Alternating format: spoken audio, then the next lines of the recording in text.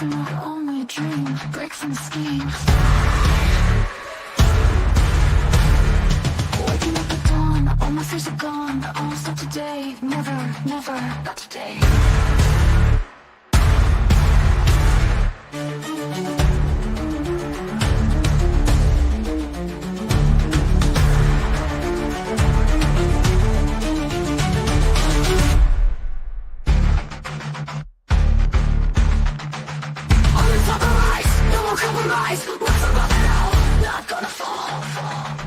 Step by step I go, faster than the flow. Broke through every chain, I will not be contained.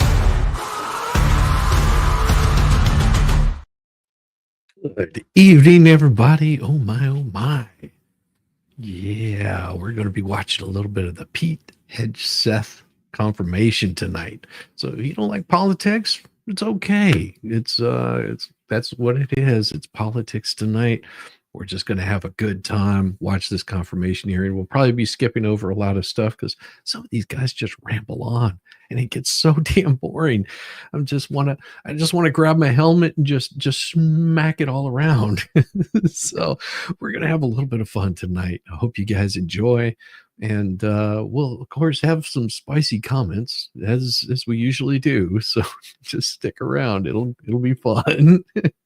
Here we go. Oh, yeah. Contributions from each of you. And Senator Slotkin, as I look down at the end of the dais there, it seems that only a week or two ago I was sitting in that very chair, Sure. being recognized Sure it does. by the chairman of the committee, the distinguished senator from Michigan. So time flies. Now, Oh, boy. let me say this. We had a very appropriate expression of approval by Of course we members did. of the, members of the audience as our nominee and his family walked in. The distinguished ranking member and I sincerely hope that is the last signal of approval or disapproval Yeah. in today's hearing. Good. Terrorism remains a threat as Israel wages Yeah, we know. institution ready to achieve and sustain technological supremacy across the range of operations. Okay. With exceptional support. Keep rambling. Combat. Perilous times. And the position of Secretary of Defense demands All from right. soldiers. Here we go. Pete. Combat builds men like Pete. There we go. Now we As I go. said, passed there this are more guy. letters expressing Hey, the how's same it going? endorsement. Good to Today see we'll you, hear from Jenny. the nominee directly. Good to see I you. want to thank Mr. Hegseth as well as his loved ones for being here today. I look forward to discussing his nomination. I look forward to hearing from That's Mr. awesome. Hegseth about the ways he hopes to rebuild the American strength that secures the peace. And so now I turn to my friend and colleague, Ranking Member Reed, for his opening remarks. Well, thank you very much, Mr. Chairman. I'd like to first congratulate you on your chairmanship. I look forward to continuing our committee's strong bipartisanship and collaboration. When I joined the Army as a young officer in the 1970s, the U.S. military was right. Okay. Evidence of gross. Keep rambling. Literally hate the can change to lead us. All I right. spent many hours. Privilege and All honor and right. pleasure So to now we got someone speaking recognize, for him because I'm not going to listen to some guy witnesses just ramble. It have come forward to introduce our nominee. can be so First, annoying. I recognize my former colleague and former Senator Norm Coleman of Minnesota for the purpose Oh, okay. of an introduction. He's Norm, got we some are glad words to say. to see you and glad to have you back, and you are recognized for an Thank introduction. You go. Thank you, Mr. Chairman, Ranking Member Reed, members of the committee, my former colleagues. I'm honored to introduce a son of What? Minnesota to you, Pete Hegseth.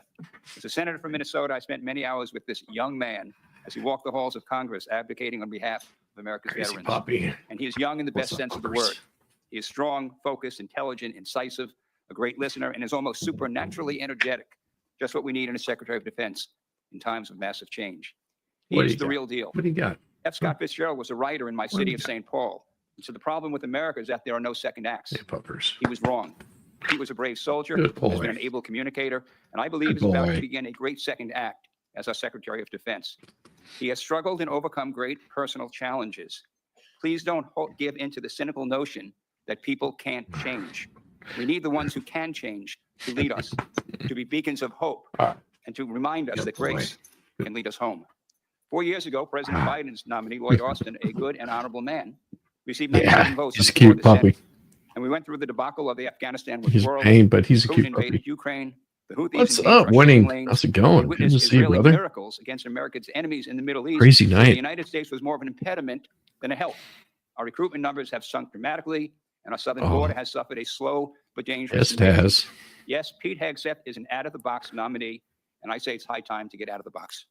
One more thought. Oh, The country no, longs get in for the a box. government What's with in the less division box? and more respect What's and in the dignity. box? My hope is that this committee hearing provides what they are asking for. Disagree? Yes. Strongly if necessary. But then come together to support the nominee, this nominee, Pete Hegseth, of the one Apparently, president this is we where the have old at guy from the time, Muppets went. laying Yeah, aside partisan politics for the That's so essential mission true. of national security upon That's which so everything else crazy. depends. Mr. Chairman, I yield. Thank you, Norm. I do appreciate that. Yeah, and we all appreciate get your old at presence some today. point. I now have the honor and pleasure of introducing Congressman Waltz. I understand, Congressman, you are still Let's see if we a can member get of the our. House for another day or two. Another day or two. Okay, Chairman. and Yeah. I now recognize Congressman Waltz for whatever opening statement and introduction he might make. Thank you, Chairman Wicker, and Chairman has a very nice ring to it. So congratulations, Ranking Member Reed, distinguished members of this committee. It is a privilege to appear before you today and urge the members of this committee to confirm Pete Hegseth as our next Secretary of Defense. And I'm not here today just to advocate on Let's see if behalf we of a can future do something colleague, here. but to speak on behalf of someone I consider we'll a dear edit. friend for over a decade now. Yeah, we'll a edit decade now. Like this. Pete, I served in the U.S. Army. Like Pete, I'm a veteran. We deployed to Afghanistan and all over the world at the height of the war on terror, which is the war of our generation. There it is. And like Oh yeah, I thousands can of move other myself all over warfighters, the place. we've witnessed the hardships of war. We've experienced the loss of friends in combat. Yeah, there we go. We've endured too much All over time the away place. from Ha family ha. and friends, and no one, I can promise you this, no one hates war No, more than those who have had to go fight it. No one does. sure. Pete's story, though, isn't that much different from the Good millions story. of other veterans, and they know it, and they appreciate Hey, him how's for it the going? experiences. that No, he's this gone is through. this And is after our from country was brutally last week. attacked on 9/11. Pete Hey, Hegseth T3, answered good the to call of see you, duty like girl. so many others. He put the interests of this country ahead of his own, and I can tell you firsthand, as can the hero sitting in this audience behind me. Pete's character of country, his selflessness, his duty. These are the Duty. key tenets that have shaped him into the leader that he is today. These Get are the 'em. traits that President Trump recognized when making That's the right. decision to nominate Pete for this critical role.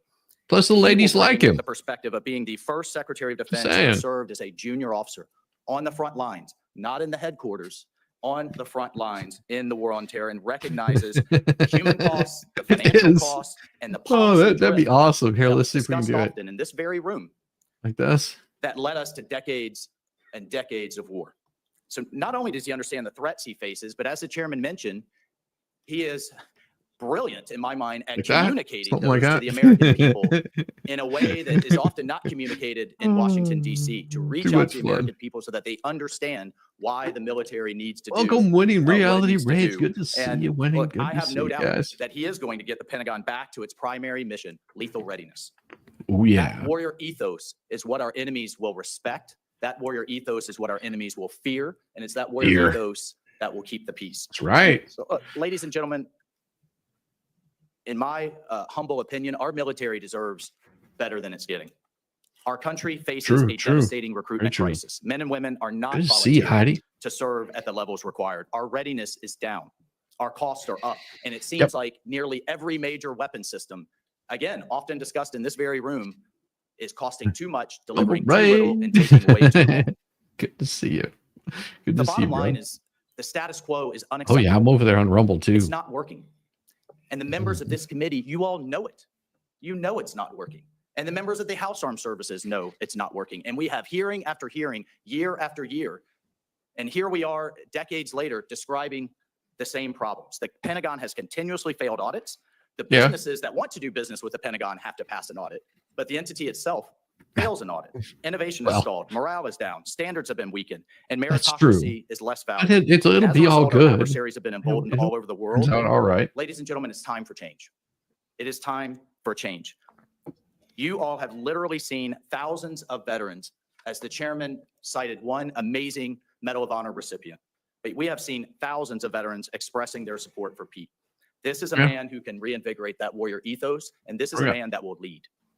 I can't imagine having a more capable I hope partner in so. my I position hope as he National does. Security I think he'll Advisor. get Pete is a confirmed. man of family, of faith, and he's committed to making Of course, our he might country have already been stronger. confirmed. Yeah, I don't and know. I'm most importantly, I'm so behind on but this. I know this in my core.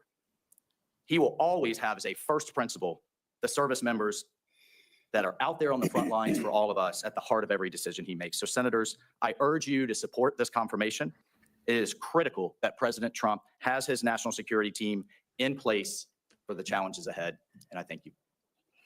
Thank you, Mike, for your testimony. And I'm guessing that each and every member of this committee will want to have you on speed dial for the next few years. So thank you both. Our two guests may stay, or I know they have other engagements and responsibilities also. But thank Yeah, you both they for have your work to do. testimony. At this point, Mr. Hegseth, I'm required to ask you as a nominee a series of questions. Or at least that some the committee asks shake, all maybe some civilian balls nominees lick or something. who appear before it. If you would, please simply respond in the affirmative or negative to DOD each goes question. Have MIA you adhered in to the hospital and applicable no one laws and knows anything. regulations That's a governing problem. conflicts of interest? Yeah. Yes, sir. Have you assumed any duties or taken any actions that would appear to Oh, very presume cool. the outcome Very of cool. confirmation process? No, sir. Exercising our legislative and oversight responsibilities makes it important that this committee, its subcommittees, and other appropriate committees of Congress receive testimony, briefings, reports, records, and other. Yeah. All right.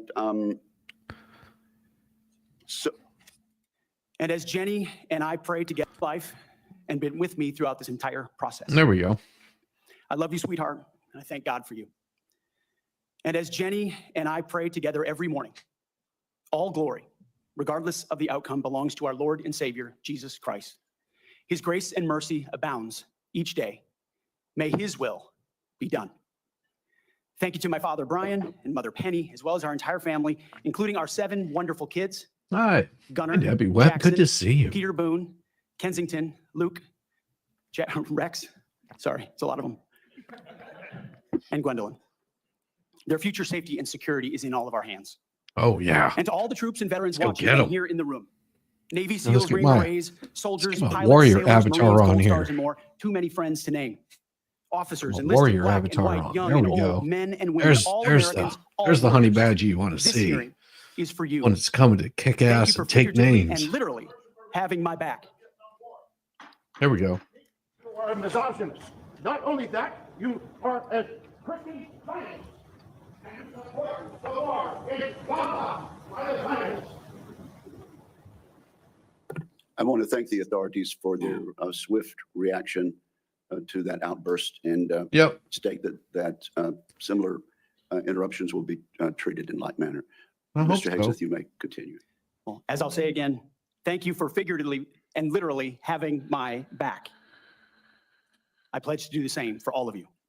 It's an honor to come before this committee today as President Donald Trump's nominee Yep. for the office of Secretary of Defense. 2 months ago, 77 million Americans gave President Trump a powerful mandate for change, to put America first, at home and abroad. I want to thank President Trump for his faith in me and his selfless leadership for our republic. The troops have no better commander-in-chief than Donald Trump. I would agree As there. I've said to many of you in private meetings, when President Trump chose me for this position, the primary charge he gave me was to bring the warrior culture back to the Department of Defense.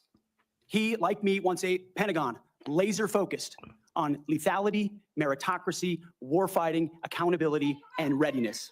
Here goes another one.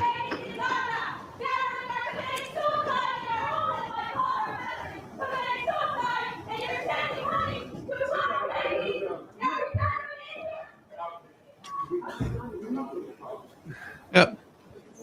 Escort their happy asses out of there. See, this is the ridiculous part of this crap. Whenever you see these people that want to come in there and they want to raise a stink, you know, it's just like, come on, you've got better things to do. You got better things to do with your life. This shows you that how effective he must be if they're going to be freaking out this much. Returning the Pentagon back to warfighting, that's it. That's my job. Mr. Hegseth, suspend your remarks. Let me just say this. The Capitol Police are going to remove immediately individuals that are disrupting the hearing. I see a pattern attempted to be inflicted on the committee, and we're simply not going to tolerate that. You may proceed.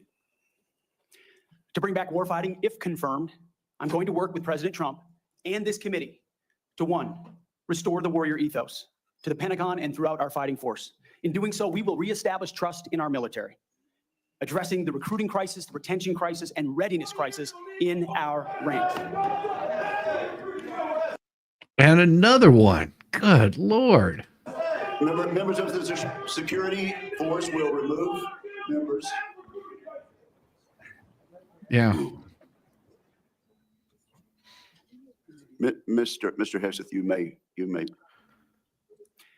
The strength of our military is our unity and our shared purpose, not our differences. God, these people. Number two, we're going to rebuild our military, always matching threats to capabilities. This includes reviving our defense industrial base, reforming the acquisitions process, as you mentioned, Mr. Chairman, no more valley of death for new defense companies, modernizing our nuclear triad, ensuring the Pentagon can pass an audit, and rapidly fielding emerging technologies. And number three, we're going to reestablish deterrence.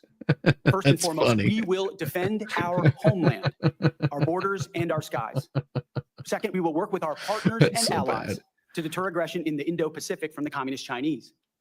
And finally, we will responsibly end wars to ensure that we prioritize our resources to reorient to larger threats. We can no longer count on reputational deterrence. We need real deterrence. The Department of Defense under Donald Trump will achieve peace through strength.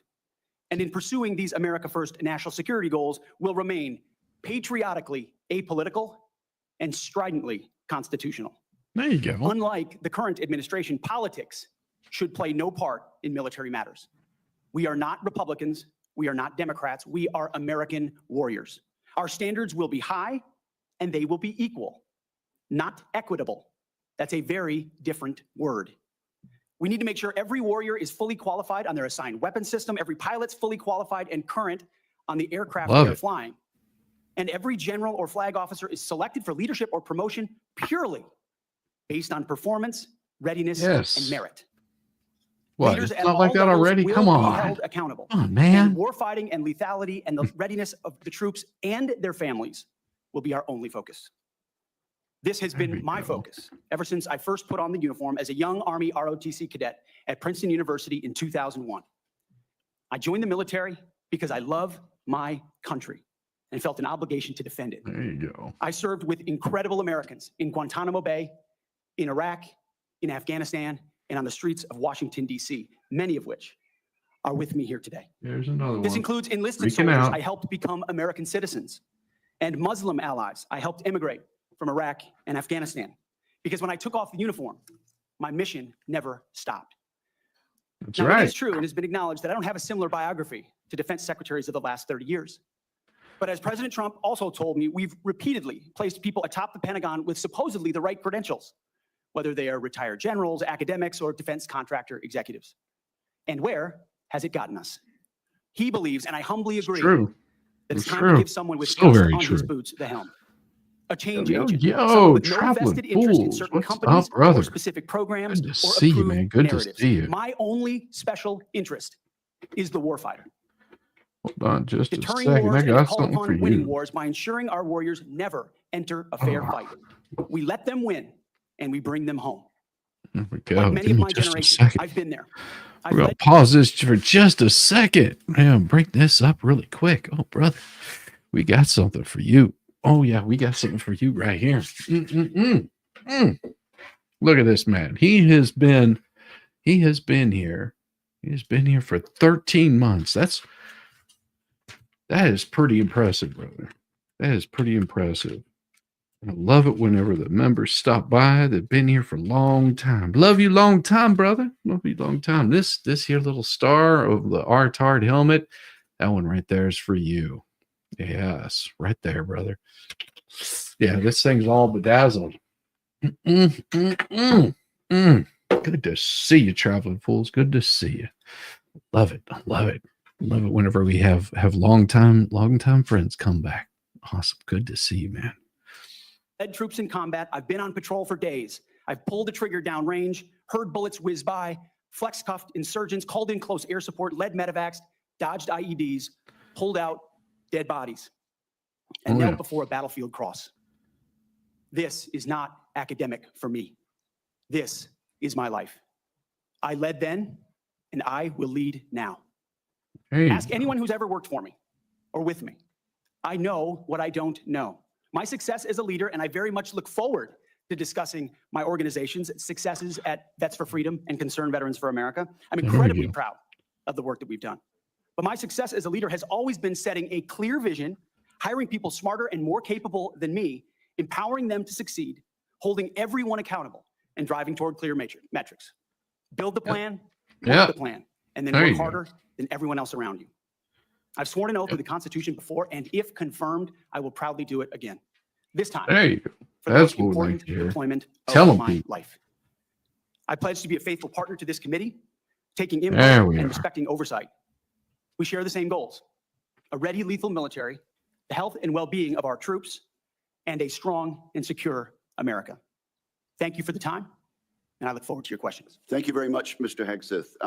Before we begin with member questions, I would like to remind my colleagues that consistent with the bipartisan staff agreement from December, and in concert with exactly how this committee dealt with the last Secretary of Defense nominee, each member will be recognized for one round of 7 minutes to question the nominee. Out of respect for the time of all members of this committee, the time limits will be tightly enforced. We've now been here 45 minutes, and I think we've done very well with the time. But at this point, I will begin. Yeah, my despite the questioning interruptions. of the nominee. Mr. Hegseth, you and your family have endured criticism of your nomination since it was announced in November. Let's get into this allegation of There you sexual go. assault, Thank you. Thank you, inappropriate workplace Heidi. behavior, alcohol abuse, and financial mismanagement during your Good time to see as a you. nonprofit Appreciate executive. you. I Appreciate should you so note much. that the majority of these have come from anonymous sources in liberal media publications. But I want to give you an Right. opportunity to respond to these allegations, sir. Mr. Chairman, thank you for that opportunity. You are correct. We undertook this responsibility with an obligation to the troops to do right by them for our warfighters. And what became very evident to us from the beginning, there was a coordinated smear campaign orchestrated Yep. in the media against us. That was clear from moment one. And what we knew is that it wasn't about me. Most of it was about President Donald Trump, who's had to endure the very same thing for much longer amounts of time. And he endured it in incredibly strong ways. So we, in some ways, knew it was coming. We didn't understand the depth of the dishonesty Thanks, that would Heidi. come with it. Appreciate you. So from story after story in the media, left-wing media, we saw anonymous source after anonymous source based on second or third-hand accounts. And time again, Mhm. stories would come out, and people would reach out to me and say, you know, I've spoken to this reporter about who you really are, and I was willing to go on the record. But they didn't print my quote. They didn't print any of my quotes. Or I've worked with you for 10 years, or I was your accountant, or I was your chief operating officer, or I was your Yep. board member, or I was with you on 100 different tour stops for Concerned Veterans for America. No one called me. No one asked about your conduct on the record or off the record. Instead, a small handful of anonymous sources were allowed to drive a smear campaign and agenda about me because our left-wing media in America today, sadly, doesn't care about the truth. All they were out to do, Mr. Chairman, was to destroy me. Neither does the Why right wing did they want to media. destroy me? Because That true. I'm a change That being agent and a all threat to them, said, because Donald Trump was willing to choose me, to empower me, to bring the Defense Department back to what it really should be, which is warfighting. So I'm willing to endure these attacks. But what I will do is stand up for the truth and for my reputation. False attacks, anonymous attacks, repeated ad nauseum, printed as nauseum, as facts. We have provided to the committee, Mr. Chairman, and I know you're going to share, on the record statement after on the record statement from people who have served with me, worked with me at Fox News, Concerned Vets, Vets for Freedom, you name it, from the top of the chain to the bottom, who will say, I treat them with respect, with kindness, with dignity. That's men, that's women, that's black, that's white, that's every background. I have prided myself as a leader of respecting people, being professional. That is the balance of mine. I'm not a perfect person, as has been acknowledged. Saved by the grace of God, by Jesus and Jenny. I'm not a perfect person, but redemption is real. And God forged me in ways that I know I'm prepared for. And I'm honored by the people standing and sitting behind me, and look forward to leading this Pentagon on behalf of the warfighters. Thank you, Mr. Hegseth. And frankly, I'm sure there are millions of Americans watching who would agree that they've experienced that same. just sort a of few redemption. 100,000. So I do appreciate that. I realize that it involves a little bearing of the soul, but thank you for that. Now let's talk about top line defense spending. I have a plan. I think you've read it. I've issued another plan, Freedom's Forge. which you've also had a chance to look at. And you have noted correctly that the current trend line of defense spending falling below 3% of our GDP is a threat to national security. Oh, hell You yeah, also that said is. building the strongest and It's most not powerful good. military in the world must be done responsibly, but it cannot be Always. done on the cheap. You still agree with that, do That's you? right. Yes, sir, I do. So tell us what you think about, particularly about my plan to make the Defense Department less bureaucratic, less top-heavy, cut out some of the bureaucracy and layers, make it more friendly to startups and to new ideas contained in my 20. Well, Defense Department shouldn't be worried about white paper, startups. They should be worried about war. Defending That's Freedom's all. Forge. Senator, I've had a chance to review the Forged Act, that paper. Those are precisely the kinds of ideas that need to be pursued. And I look forward to working with this committee to ensure we cut the red tape, we incentivize innovation, we rebuild the defense industrial base, Oh, cut yeah. out the Gas hearing bureaucracy, starts on all the the things that are 3rd, preventing the 29th. platforms and tools from That'll getting be rapidly crazy. from our great defense companies here that should, and those that want to compete into the hands of warfighters. But past his prologue on this, sir, I would just look at what President Trump did after the drawdowns of lead from behind under President Obama. President Trump rebuilt our military. He didn't start wars, he ended them, and he didn't allow wars to start on his watch. We've had the same kind of defense cuts under the Biden administration. And so look, I would present to the committee the reputation of President Donald Trump and me coming alongside him to ensure we have peace through strength by rebuilding our military, investing as necessary. Going under 3%, Mr. Chairman, is very dangerous. Okay, we've got 45 seconds. Tell us, in that point, get us started at least talking about deterring China and the Indo-Pacific. It starts with priorities. The 2017 National Defense Strategy was the first step in reorienting away from simply entanglement in the Middle East, which our generation knows a lot about, and reorienting the behemoth that is the Pentagon toward new priorities, specifically the Indo-Pacific. So that strategy has started and was barely followed through on under the Biden administration. So we're going to start by ensuring the institution understands that as far as threats abroad, the CCP is front and center, also obviously defending our homeland as well. Thank you very much, Senator Reed. You're recognized. Well, thank you very much, Mr. Chairman. Before I begin my questioning, I would like to make 3 requests. First, many of my members would like a second round. That has been the custom. Senator Hagel. Oh, like a second round. Rounds. Yeah, we only got two one rounds. round, so we want to get a second And one. that was done by Republican chairman with the consent and the appropriate guidance of Democrats. I must say too, my recollection is I've never denied anyone. Say by Jesus and the Jane, to which I say, opportunity to Mr. have a second round. President, I have to I pee. would request a second Sorry, round. Forrest Gump moment. And I my love time it. is running. I think I love it, Keith. Oh, yeah, you're using your time. No, Mr. President, I have to pay. We'll pause the time. I must say, I think we're going to have adequate time for questioning. And I know Democrat members have coordinated their questions as much as we have. And we're following the same exact precedent on all things that we did with Secretary Austin. So I respectfully understand what you're saying, but I think we have an Mr. agreement that's been known Sheehan, for quite some time. you've been And I slapped intend down. to stick with that agreement which we made last December. What is your second request? Second, has been publicly reported, you and I have both seen the FBI background investigation of Mr. Hegseth. And I want to say for the record, I believe the investigation was insufficient, frankly. Oh, insufficient, There's huh? still FBI But it's your FBI. obligations to talk to people. They have not had access to the forensic audit, which I referenced to, and the person who had access to was quite critical of Mr. Hegseth. Oh, well, I I'm think sure he people on was. both sides have suggested. Good night, that they Debbie. get You the have a report. I wonderful know your evening. colleagues have We'll asked see for you it. soon. Senator Thune assured me personally. Tomorrow I that should he be thought it over was on an with appropriate Mo. idea. She sends an So invite. I would ask. Haven't and I would heard say from her too, yet. as the president. But we'll see. One of It should be President tomorrow Trump's morning, 8 appointees o'clock. had similar, very I'll see you complicated then. personal issues. The report was made available to all the members of the committee. We would be following precedent, and I ask that be made possible. Again, there's been much discussion about this. And what I intend to do is follow the exact precedent that we've had for the last 2 hearings with regard to secretaries of defense. Not only Yeah. Secretary Austin, but Secretary Mattis 8 years Yep. ago. Yep. And that was for the chair and the ranking member to see the report. And so that is my intention as chair of this committee. Finally, Mr. Chairman, I have several letters that I would include for the record. Oh, One boy. from Count Every Hero, which is an organization of retired 4-star generals and former secretaries of defense Well, that are yeah. critical of the proposed purge panels.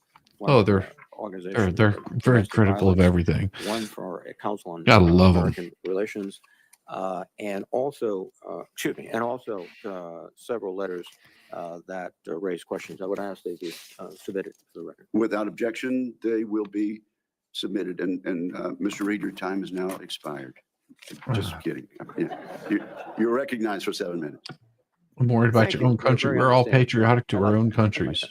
You should be. You should be patriotic to your own country. Written minutes. And I'll say this in all seriousness. I mean, and I'm serious about this. You should be very patriotic to your country. You should be looking out for what's best for your country. And I mean that just goes without saying. I mean, I really would be, very concerned being in Canada. There's a lot going on there. It was, as we went over this morning. It's you've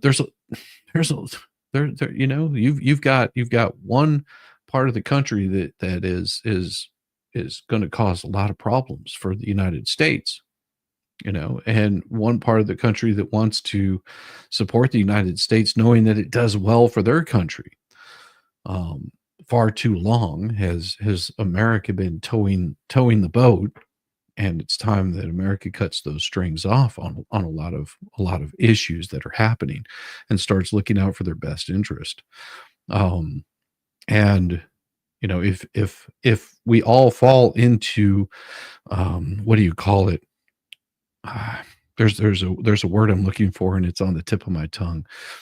But if we all fall into complacency, then it leads nowhere good. So I understand where you're at. Hey, good to see you, Tracy Spencer. Welcome. Yeah, you don't want to fall into complacency with your country. You're going to have to constantly stand up and say something. It doesn't matter how much or how little that you're doing it. Just do something. Be invested in your country's success. Quote, oh yeah, and fire any general who hasn't carried water for Obama and Biden's extra constitutional and agenda-driven transformation. Get rid of them all. Clean house and start over. Yep. It's come to my attention that current serving military personnel have received emails threatening them with being fired for supporting the current DoD policies. One mail that was sent to a military officer with the subject line, clean house, reminiscent of your specific comment. And I see nothing wrong with this. Cleaning house is not a bad thing. You don't leave a cancer there. Whenever you've got something that's destroying your what it stands for. It's like a company. Whenever you've got somebody that's throwing away trade secrets, they're bad mouthing the bosses, they're bad mouthing supervisors, they're bad mouthing employees. Do you want to have them there? Do you think that their best interest is there to actually build something better? No, they're constantly bucking the system. And there's a time to buck the system, but just to be pernicious is not good. So yeah, clean the house, get rid of these people that are career politicians. That's my thought. States, and I quote, with the incoming administration looking to remove disloyal, corrupt, traitorous, liberal officers such as yourself, we will certainly be putting your name into the list of those personnel to be removed. We know you support the woke DEI policies and will ensure you never again influence anyone in the future. Yes. You and the redacted spouse's name will be lucky if you're able to collect your military requirement. End quote. That sounds good to me. Now, I want to remind everyone that these policies that are being referred to date back decades, to the 1940s and 50s, with respect to racial discrimination, particularly. No, and they don't. Administrations of both parties, including. No, they don't. That's a lie that he's saying. There's certain policies that they have in there that are about civil rights. These policies that they have that are about diversity, equity, and inclusion are not that. They are racist. They are using very particular people. They're highlighting very particular people. They're pointing them out. You in the current DC right now, unless you're a female or some other minority of some sort, transgender, fluid, baseball bat wielding something or other, you won't succeed. And that has to be stopped because it doesn't go on merit. It's going by characteristics that can't be changed. Well, some of them are changing. Including the Trump administration and their first party, caused those policies to be enforced. And Mr. Hegseth, No, they're neither. They're neither. See, that's the thing. A lot of people think, oh, it has to be that they're stupid or they hate their country. It's not that. It's money. It's money. They're getting big money from a lot of powerful people to promote these things. And it's also easier to control people whenever you have them divided. Whenever people come together and work together on a common goal, they become a force to be reckoned with. World War I, World War II. Think about how powerful countries were whenever they all worked for one purpose.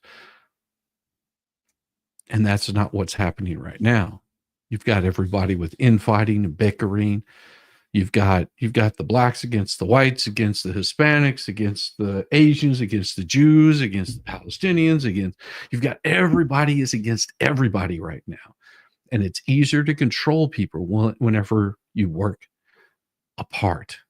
Whenever you can't work together, it's easier for those that have malicious intent to do malicious harm. But whenever you work together for a common goal, a common purpose, you don't have to agree on every single thing, but you have to be able to agree on some of the basic principles, some of those basic constitutional rights. The 10 Commandments. If everybody followed the 10 Commandments, do you know how much more peaceful this world would be? I mean, think about it. Yeah, stronger together. Exactly. Right now, we're just so divisive in this country. You've got the left versus the right versus the black versus the Hispanic versus Asian. It's just everybody at each other's throats. And it's time to cut those people out of our military, out of leadership, where they can't lead other people. Let them go pawn their bullshit on somebody else. Let them go fight it amongst them all themselves. That's the best way to let all this happen. Hegseth, are you aware of these emails being sent to officers? Senator, you mentioned the word accountability, which is something we have not had for the last 4 years. Are you Yeah. aware of these messages being sent to officers? Certainly, I'm not aware of that. It's not one of my efforts, but there's been no accountability for the disaster of the withdrawal in Afghanistan. And that's precisely why we're here today, Excuse me. is that leadership has No. been unwilling to take accountability. It's the time to restore that to our Damn. senior ranks. You've Give it written to 'em. publicly that DI policy is a distraction and have military personnel walking on eggshells. Do you believe that emails like that are essentially threatening both a serving officer and a spouse and claiming that they'll lose their pension will have a distraction and detract from the lethality? Senator, you mentioned the 40s and 50s, and you're precisely right. Yeah. The military was a forerunner in courageous racial integration in ways no other institutions were willing to do. I served That's true. with men and women of all backgrounds because of the courage of people Do you decades and believe, decades ago. Mr. Incredibly Hegseth, important. please, do you mean- However, please, the do you- DEI policies of today are not the same as what happened back then. They're dividing troops inside formations, causing commanders to walk on eggshells, not putting meritocracy first. That's the indictment that's made by those serving right now, Excuse me. and why we're having this Excuse me. conversation. All of Oh, way to go, Pete. Tear it up. Yes. We all pee, we all burp, we all fart, we all bleed red blood. We are all human. Yes. But there are people that I wonder if the knockout rounds were implemented in Congress and people like Jasmine Crockett would keep her stupid. Keep her stupid to herself more often. I bet Nancy Mace would volunteer for swing. United we stand, divided we fall. Exactly, Darren. Yes, exactly. Yeah, it's crazy that they haven't gotten this part. So he's wanting to say, "Oh, Pete, did you know about these?" No, I didn't know anything about it. That's not my purview. My purview is the lead. It's me. He will be confirmed. We have the votes. Yeah, he'll be confirmed. I just hadn't seen this because I heard he was on fire. So far, everything I've heard, he's just on top of it. Some of your public comments don't talk about meritocracy. They talk Yeah. about liberal democratic efforts that are destroying the military, that They are. those people are our enemies. Because they're That's not anti-American. meritocracy. That's a political view. And your goal, as I see emerging, No, that meritocracy is doing what's best for America. And what they're not doing is good for America, destroying it from within. That's been the goal for the past, oh, I don't know, hell, since Obama, since before Obama, to eat it up, to chew it up, to spit it out, and to leave it worse than it was before. There's people out there that want to turn this into a socialist country, into a communist country. They want to get rid of the Constitution. They want to control you. And people like Pete Hegseth, Donald Trump, they're trying to avoid us getting to that point where we have the things that went on in China. They don't like to talk about how China got to the position it is today. They went through and destroyed some of the most brilliant minds, all in the name of social justice. is to politicize the military in favor of your particular positions, which you've outlined extensively, which would be the worst blow to the professionalism of the United States. I can't wait to hear his and would response on readiness, this. Undercut retention, because I can see officers receiving these emails beginning to wonder very seriously if they should continue. Let me change subject for a moment. You're right. They shouldn't continue. That's the thing. If they can't get in line, then they go. Then they go. It's simple. He sounds like me. I just got home, been traveling to attend meetings. Tomorrow I have to travel to Dallas to attend your friend getting sworn in as a U.S. citizen in the federal courthouse. That is so awesome, Tracy. I love that. I love that so much. That just brings joy to my heart. And you would be surprised the people that go through that one particular step, how patriotic they feel towards this country. That is glorious. I love it, Tracy. Joy, joy, joy, joy, joy. I love it.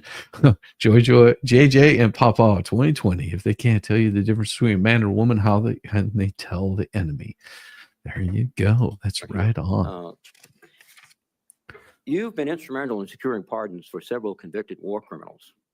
In at least two of these cases, the military personnel who served in combat with these convicted service members were not supportive of the pardons.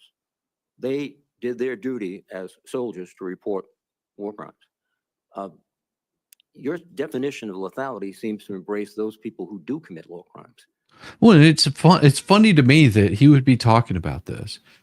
This Democrat chair talking about this, and how does he feel now in the 15 minutes before Donald Trump was sworn in that Biden signed off on pardons for his entire family? How do you think he reconciles that of people that were given like a free pass? Fauci, and we're not talking about just for like 2017. We're talking going all the way back to 2014 for crimes that he committed. How does that feel? That he was just given pardons? How does it feel that all of Joe Biden's family was given pardons? How does it feel that all of the people that were going after the January 6th protesters there? How do you think that they feel? You think that really excites the January 6th protesters, that these people that tried and have had me locked up in jail for 4 years get to walk free for crimes against humans? How do you think they justify this crap as appointed for Biden before he was inaugurated? Yeah. Rather than those who stand up and say, this is not right. So what's the response to your service members who personally witnessed these and courageously reported them to their superiors? Senator, as someone who's led men in combat directly and had to make very difficult decisions, I've thought very deeply about the balance between legality and lethality, ensuring that the men and women on the front lines have the opportunity to destroy with and close the enemy, and that lawyers aren't the ones getting in the way. I'm not talking about disavowing the laws of war or the Geneva Conventions or the Uniform Code of Military Justice. Sir, I'm talking about restrictive rules of engagement that these men and women behind me understand they've lived with on the battlefield, which has made it more difficult to defeat our enemies. In many of the cases you're talking about in particular, sir, there was evidence withheld. there was prosecutorial misconduct, and Yep. as someone who looks case by case and defaults to the warfighter, to the men and women with dust on their boots, not the second guessers in air-conditioned offices in Washington, D.C. Excuse me. I look case those by dis- case and was proud to work with President Trump to understand those Oh, cases and oh, ensure tell him. that our Tell warriors him, Pete. are always looked out for. Those cases How? were adjudicated by who? People in Washington or fellow non-commissioned officers who had also served, sacrificed, and believed in the ethic of the military? Who were the court martial? Senator, in multiple cases, they were actually acquitted, In but some charges cases, lingered. yes. Regardless of where those Some were convening convicted. authorities were, yes, sir. Some were, but others were convicted, and you asked for pardon. That's the only reason you asked for pardon, because they were convicted. But the other factor too is you've already disparaged in writing the Geneva Convention, the rules of law, all of these things. How will you be able to effectively lead a military in which one of the principal elements is discipline, respect for lawful authority? You have made statements to your platoon after being briefed by a JAG officer. Well, by the way, would you explain what a JAG off is? I don't think I need to, sir.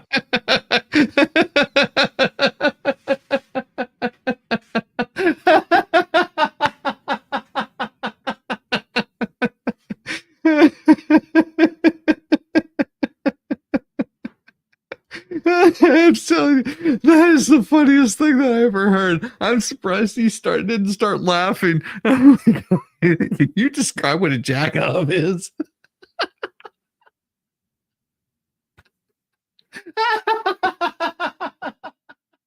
Have you looked in the mirror lately, Senator Jack Reed? Oh, I didn't realize the humor started this early on. Oh, God. He just asked him, do you know what a jack-off is? Oh, God. Oh, here we go. Here, I'll play it again for you. For pardon. That's the only reason you asked for pardon, because they were convicted. But the other factor too is you've already disparaged in writing the Geneva Convention, the rules of law, all of these things. How will you be able to effectively lead a military in It's which coming. one of the principal elements is discipline, respect for lawful authority? You have made statements to your platoon after being briefed by a JAG officer. Well, by the way, would you explain what a JAG off is? I don't think I need to, sir, Why not? because the men and women watching understand. Well, perhaps some of my colleagues don't understand. It would be a JAG officer who puts his or her own priorities in front of the warfighters. Their promotions, their medals, in front of having the backs of those who are making the tough calls on the front lines. Thank Well, you, Senator Reed. Interesting. Thank you, Senator. Thank you very much. Senator Fisher. Thank you, Mr. Chairman, and welcome, Mr. Hegseth, to you and to your family. Thank you for the meeting that we had. We talked about a number of things. First and foremost was that nuclear weapons are foundational to our national defense, and having a safe, effective, and credible nuclear deterrent underpins our alliances, Jag and off. as you know, it deters our adversaries.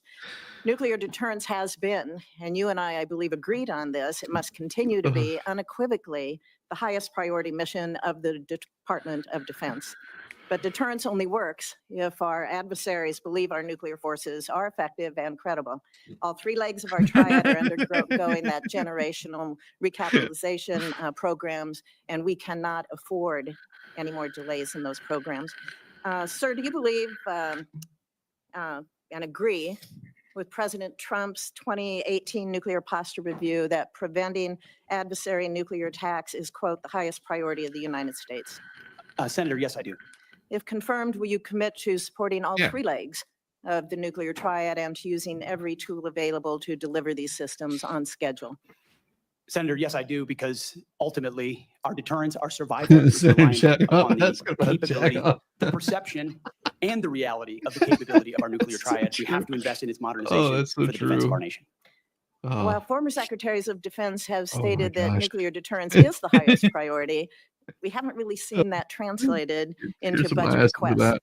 or using the tools like the Defense Production Act. You've spoken about increasing lethality. You've spoken about getting programs done faster. How would you actually implement a culture change so that we can see these delivery Very, very schedules carefully. move forward, be rewarded? I can tell you in most every briefing we have, the schedules we're on are too late. So what would you do? Well, ultimately focused first on the things that are most important, as we have discussed, Senator, the nuclear triad, understanding whether it's the B-21 or the Minuteman to the Sentinel, all aspects of the Columbia class, submarines, ballistic missiles. What are the priorities that need to be focused on and ensure that in those particular cases, you mentioned it, Senator, the Defense Production Act, emergency powers. Yeah. If we're at a place where our nuclear capabilities are perceived to not be what they are, that is an emergency. And we have an ally in our incoming commander-in-chief in President Donald Trump, who has spoken about these things, understands the power and strength of nuclear deterrence, will not allow them It's the to be existential deprioritized. threat. It's the existential threat to this nation. How do you change the culture? It's not just the Production Act that's going to be able to do it. How are you going to move forward faster? Competition, Senator, is important, critically important. The Death Valley that was talked about, leveraging the innovation of Silicon Valley, which for the first time in generations has shown a willingness, desire, and capability to bring its best technologies to bear at the Pentagon, a Pentagon that has become too insular. Tries to block new technologies from coming in. So we have to embrace that, there's some great Office of Strategic Capital, DIU initiatives that provide loans to companies to participate, because you have to invest in the defense industrial base for the longer term projects. We have the capability, the missiles and the It munitions. makes sense. But also I was emerging not seeing technologies how that we would, need on the would battlefield happen, right but now. okay. So as we learn things, say in the war in Ukraine, those technologies, as we look at threats we're going to face, find ways to rapidly field those using off-the-shelf technologies or standard designs, modular designs. Another easy one, Senator, that became evident in the process is digital designs. The Pentagon often builds entire systems without first using a digital design, Okay. which means you build prototypes and then scrap them and start over again. No private sector business could survive doing business that way. So there's a lot of innovation, and I'm going to hire a lot of smart people already have to Okay. help with that. Oh, yeah. In the 2025 NDAA, so far I'm liking them. it was established to a new position, the Assistant Secretary of Defense for Nuclear Deterrence, Chemical and Biological Defense Policy and Programs. And that was established so we could cut through a lot of the bureaucratic stovepipes that we see in the Office of the Secretary of Defense. If confirmed, will you direct the Department of Defense components to expeditiously implement this reform? It sounds, I would want to look directly is at great. exactly what that reform is. It is I great. take your word that it's great, Senator. I will review it robustly, and I look forward to implementing. Okay, thank you. Yeah, During let me the see first what you Trump got first there, administration, sweet the cheeks, 2018 before I go nuclear posture review jumping in concluded there that and the U.S. saying, needed to yeah, that once sounds like a again great idea. develop and deploy a nuclear-armed sea-launched cruise missile known as SLICM to offset significant Russian SLICM. and Chinese advantages in theater That range doesn't sound like nuclear a good capabilities. name. for Since then, Congress, on a anything. strong bipartisan basis, has directed the Navy and the National Nuclear Security Administration to continue this effort. Oh, Do you support the SLICM program?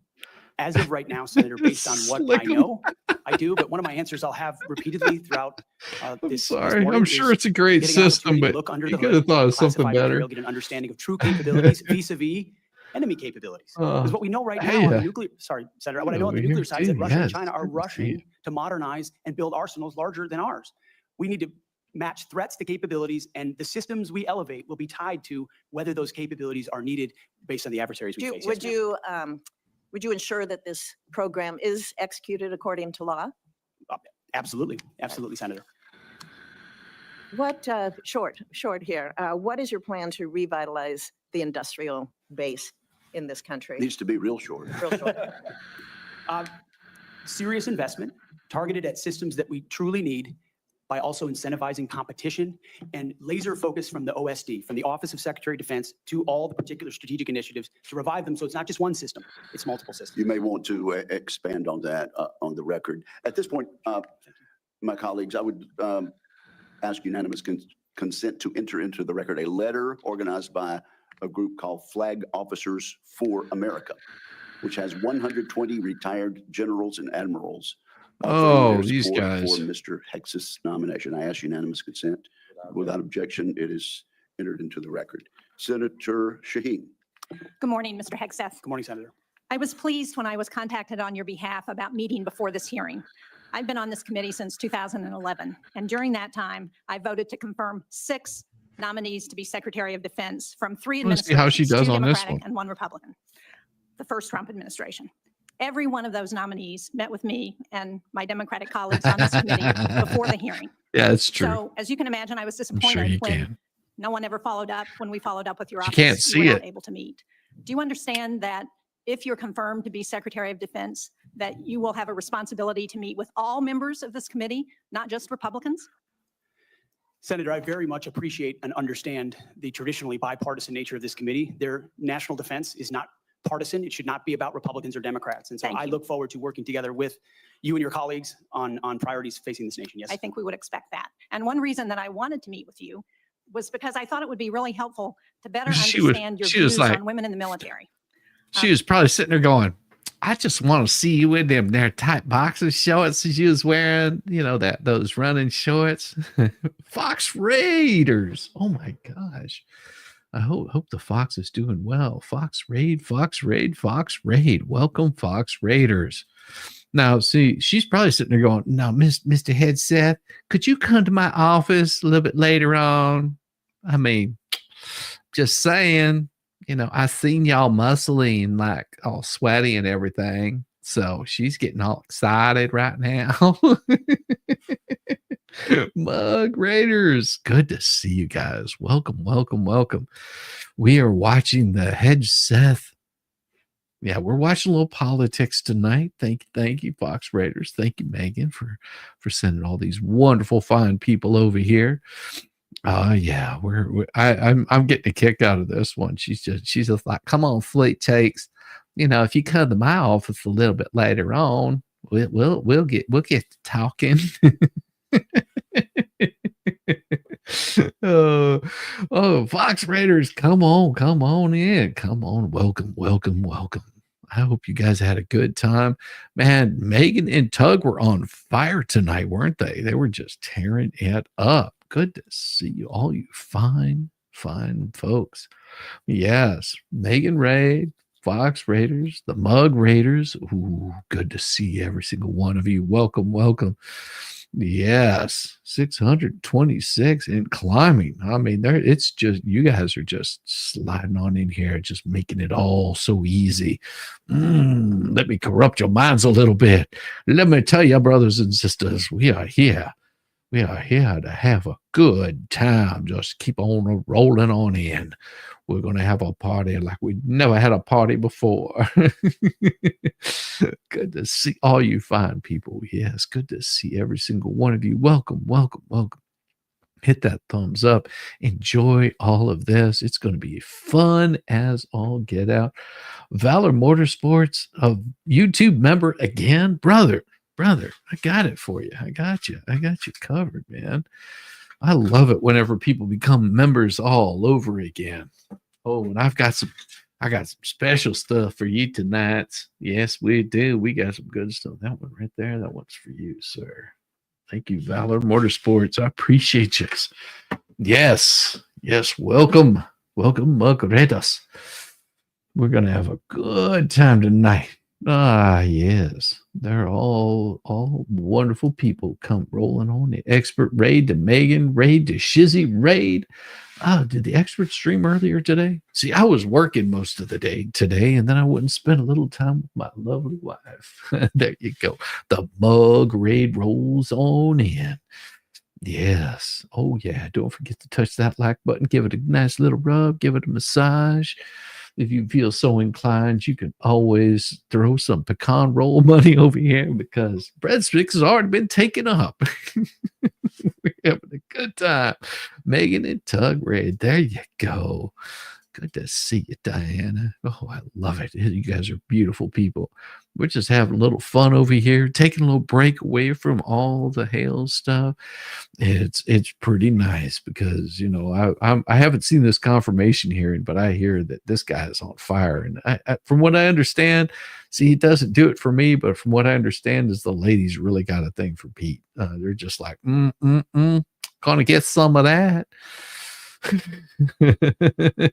Yeah. Good to see you. Hiya, Wendy Bird. Gosh, I haven't seen you in forever, Wendy Bird. It's good to see you. Good to see you. Yeah, so you had to go through and eliminate like the 50 channels to make sense of my credit card. That's awesome.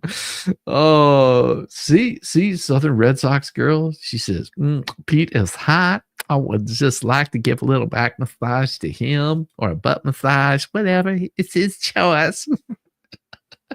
Good to see you. Good to see you, Mary Maldonado. Oh my gosh, I resemble that statement. See, look at that. Emma Washington. Oh my gosh. Good Arvo from sunny South Australia. Oh my, oh my, oh my. Well, ladies, you've seen good old Pete. He is like, from what I understand, he is a sight to see. There you go. That is for you there, Wendy. Emma, I appreciate you, Emma. Thank you so very much. Sunny South Australia. You guys are in the middle of summer right now. Right now, you got that summertime just a rolling in, keeping you nice and toasty. Tanning up that skin, making your flesh look nice and warm and tasty. Because you've made a number of surprising statements about women serving in the military. As recently as November the 7th of 2024 on the Sean Ryan Show, you said, and I quote, "I'm straight up saying that we should not have women in combat roles. It hasn't made us more effective." The quote went on a little longer, but that was the gist of it. That was before you were nominated to be Secretary of Defense. Mr. Hegseth, do you know what percentage of our military is comprised of women? I believe it's 18 to 20%, Senator. It's almost 18%. And in fact, DOD's 2023 demographic report indicated that there are more women serving now and there are fewer separations. So they make up a critical part of our military. Wouldn't you agree? Oh, yeah. Yes, ma'am. Women in our military, as I have said publicly, have and continue to make amazing contributions across all aspects of our battlefield. Well, you also write in your book, The War on Warriors, with the chapter, "The Deadly Obsession with Women Warriors," that, quote, "Not only are women comparatively less effective than men in combat roles, but they are more likely to be objectified by the enemy and their own nation in the moral realms of war." Mr. Which is true. I mean, that's a very true statement. I mean, I hate saying that, but it is. I hate Aussie summers. You're a winter girl. Well, I hate the winter. I'm a summer man. I like it hot. And somebody pointed out, so you guys are so bad. That is for you. Oh, Emma, I love it. I love it hot. I could live all day in the heat. All day. I've lived in the desert, and I will tell you, it is not a bad place to be. There is so much life in the desert. Natalie Baker with the 5 gifted memberships. Oh my gosh. Oh, that is so glorious. Thank you so much, Natalie. Natalie Baker is a longtime supporter. I'm going to give you a nice little spot right there. Oh yeah, there we go. Just ease on in there, holding that spot down right there on the edge. Oh, so good. Thank you so much for that. Thank you for the gifted memberships. Oh my gosh, we got more. Sweltering in Western Australia. Oh my gosh. I have got a commercial for that I'm going to play for you guys. I'm going to play for you guys because it is going to put a smile on everyone's face. Do you want to see some good humor? That one right there is for you. Okay. So who's in the mood to laugh? Who is in the mood to laugh? All right. Who is in the absolute mood to just laugh their ass off? All right. Because I'm going to make your night. I am going to make your night like you've never had your night made before. I'm going to make your night. Just you give me a second. Just give me a second. Because this is something that I don't know if you've seen it yet. There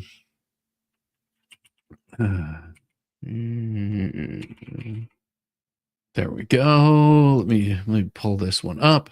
It is going to be okay. This is going to be the best 6 minutes of your life. So make sure that you've run off, you've peed already, because this is going to make you laugh nonstop. Okay. If you're not laughing by the end of this, I feel for you. I lie not. This is going to be the funniest 6 minutes of your life. Okay. And all the credit goes to the Key of Awesome. Okay. So this is the best. Part If one. you're like me, you find it very hard to keep your dick dry. I left my dick unprotected and it was warped out of shape in no time. I could barely recognize my own dick. Imagine that. Then I discovered Schaefer's New Zealand style dick sealant, the best way to take care of your dick in 3 easy steps. First, wash your dick with soap and water. Then, wait for your dick to dry. Once your dick is clean and dry, paint your dick with Schaefer's dick sealant. I used to be too embarrassed to invite people over to see my dick. But now, my dick's the talk of the town. I even have pictures of my dick. Check out that dick. I'm going to send this to my secretary. Barbara always loves to receive my dick pics. After all, summertime is all about spending time on your dick. I'll often have 20 to 30 people on my dick at once. That can really wear your dick out, causing dick splinters and discoloration. But with Schaefer's dick sealant, my dick stays a nice golden brown colour. Who really wants a golden dick? I used to never let children anywhere near my dick. My dick was too dangerous for kids to play on. But it seems like every kid in the neighbourhood's been on my dick this summer, and they've all had a good time. My dick's over 70 years old, but it looks brand new. That's part of the reason all my neighbours are jealous of my dick. Isn't that right, Jim? Yes, you've got a nice dick, okay? His wife is always on my dick, begging me to know the secret of my perfect dick. If you like Schaefer's dick sealant, check out Schaefer's New Zealand style cock. I had a huge hole in my dick, but I fixed it by jamming some cock in it. You'd be surprised how many things you can fix by jamming cock into them. Have an extra large hole in your dick? Try Schaefer's African style cock. Just go to your local home improvement store and ask for the big black cock. Schaefer's New Zealand style dick sealant. Don't put it on your penis. There's also a helpful number on the back. Hi, I've got a question about my dick. Schaefer's New Zealand style. Hey, get that squirrel off my dick. He knows he's not allowed to come on my dick. Part Right 2. around the time I turned 40, my dick became soft and spongy, and I never used it anymore. My wife wouldn't even sit on my dick, and the neighbourhood kids would all point and laugh.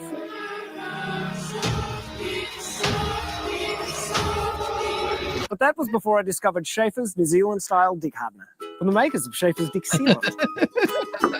It keeps your dick nice and hard all year round in 3 simple steps. First, grab a neighbour to help you, because making your dick as hard as a rock can be a 2-man job. Then, rub the dick hardener into your dick, hard and fast. And when you get tired, take a break and watch your neighbour rub your dick. It's fun to watch someone else rub your dick. And finally, simply wait for your dick to get hard while you think about all the fun times you'll have this year on your rock-hard dick. I've rubbed my dick raw with other inferior products, but that won't happen with Schaefer's dick hardener, because Schaefer's is committed to your dick, and the people at headquarters do nothing but think about dicks all day long. In fact, Schaefer's now has an entire new line of products specifically formulated just for your dick. There's Schaefer's dick paint, for when you want to play around with having a different coloured dick. And if you want to get rid of your dick entirely and start from scratch, try Schaefer's dick remover. The unique acid formula will melt away your dick in no time. And if you don't think it'll work, ask me mum. She used to have a dick. Then she got rid of it when she met Dad. To be honest, I think Dad loved her more when she had a dick. It was enormous. Trust me, I've seen the photos. But most importantly, be on the lookout for the world's first dick vacuum, Schaefer's New Zealand style dick sucker. Because why should you pay 2 guys you don't know to show up in a van and suck your dick for you? Now you can suck your own dick. All you want. Hey, why not make yourself some extra money and suck everyone in the neighbourhood's dick while you're at it? So join us on social media and tweet us a picture of your dick using the hashtag #ShowUsYourDick. Oh look, we've already got some. Show us your dicks, big and small. Here at Schaefer's we can take them all. A dick in the front, a dick in the rear. We've serviced dicks our entire career. Schaefer's, it's good for your wood. Schaefer's New Zealand style dick hardener. It's like Viagra for your dick. I've shown my dick to people I work with hundreds of times, and they love it. Not just because I'm the boss.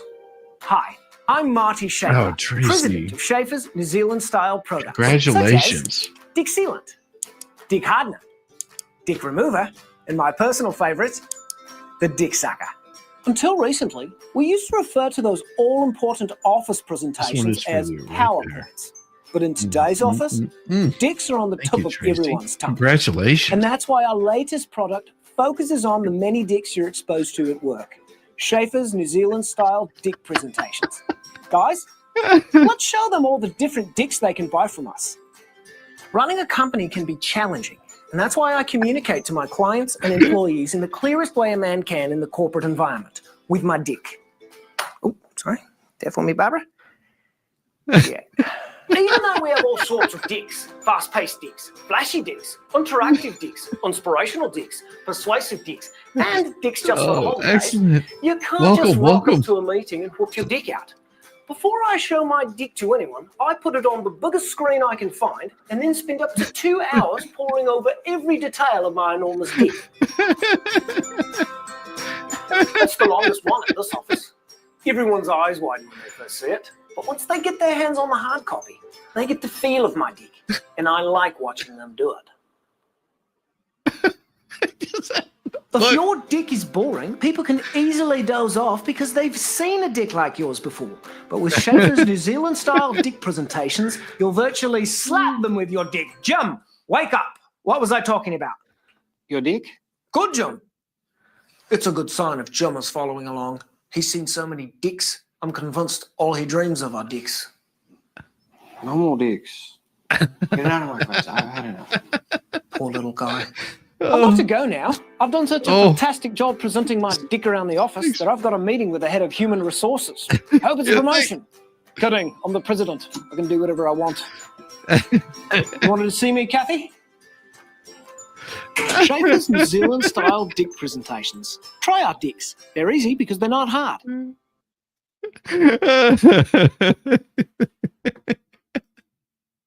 I knew you guys would like it. I knew you guys would like it because it's humor. It's comedy. It's supposed to be fun.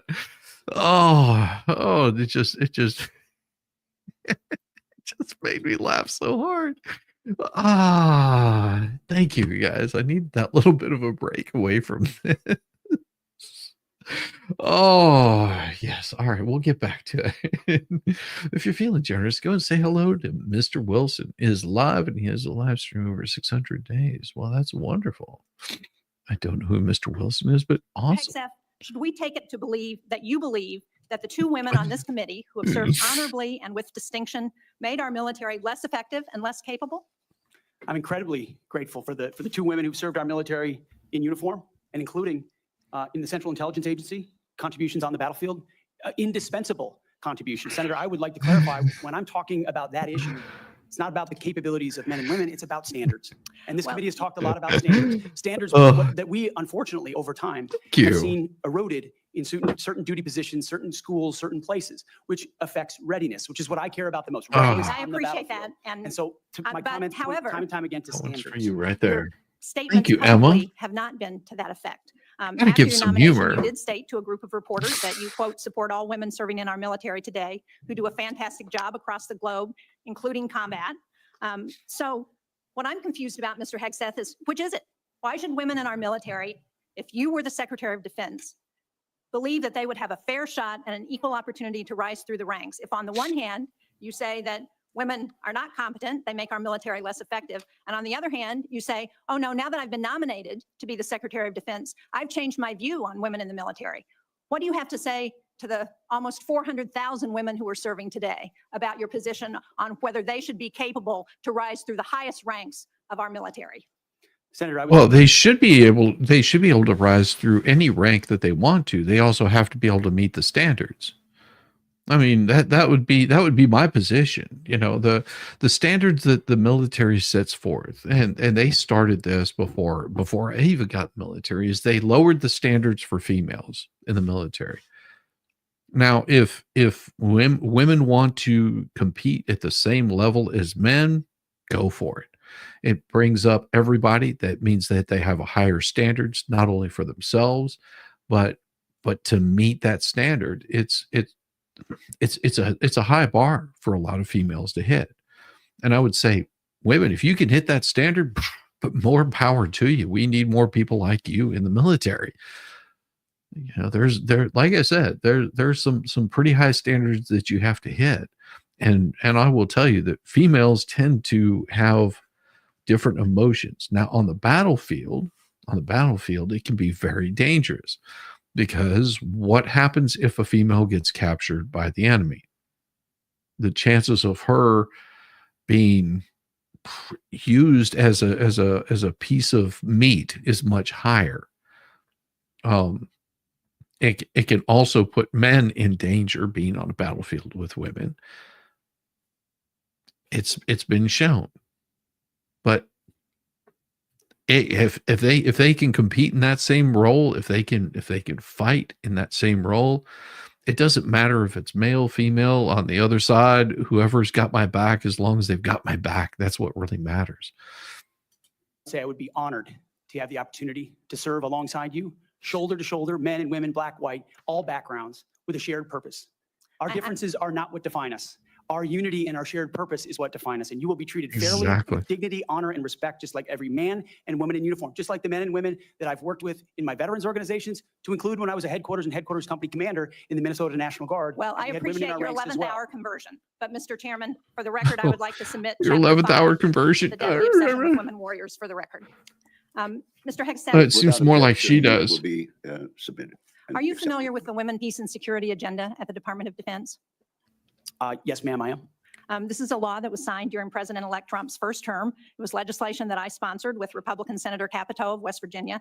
It was co-sponsored by Marco Rubio, the nominee to be the President-elect's Secretary of Awesome. State. It was I led in the love House it. of Representatives by Kristi Noem, the President-elect's nominee to be the Secretary. And hey, like I said, any woman that wants to meet the male standard, absolutely. I mean, raise yourself up, become much greater. That is the purpose of the military.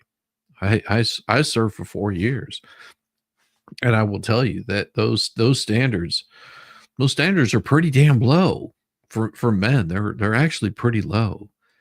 To meet those standards is not very difficult for most men.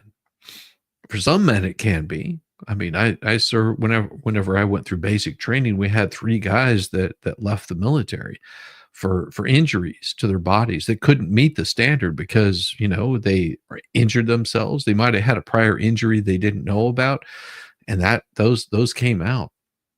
But diversity, equity, inclusion should die. It's very racist, very misogynistic.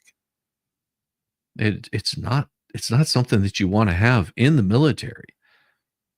I mean, if you want to have it in your place of work, your own business, go open a business and just have diversity, equity, inclusion. That's the only people that you'll hire, and see how well your business does.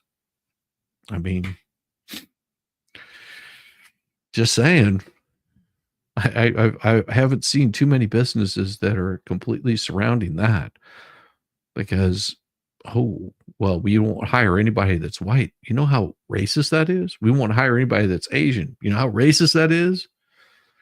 We won't hire anybody that's not gay. We won't hire anybody that's not a transvestite. Do you know how racist that is? Do you know how bad that is for the human race? Join together, become part of the human race.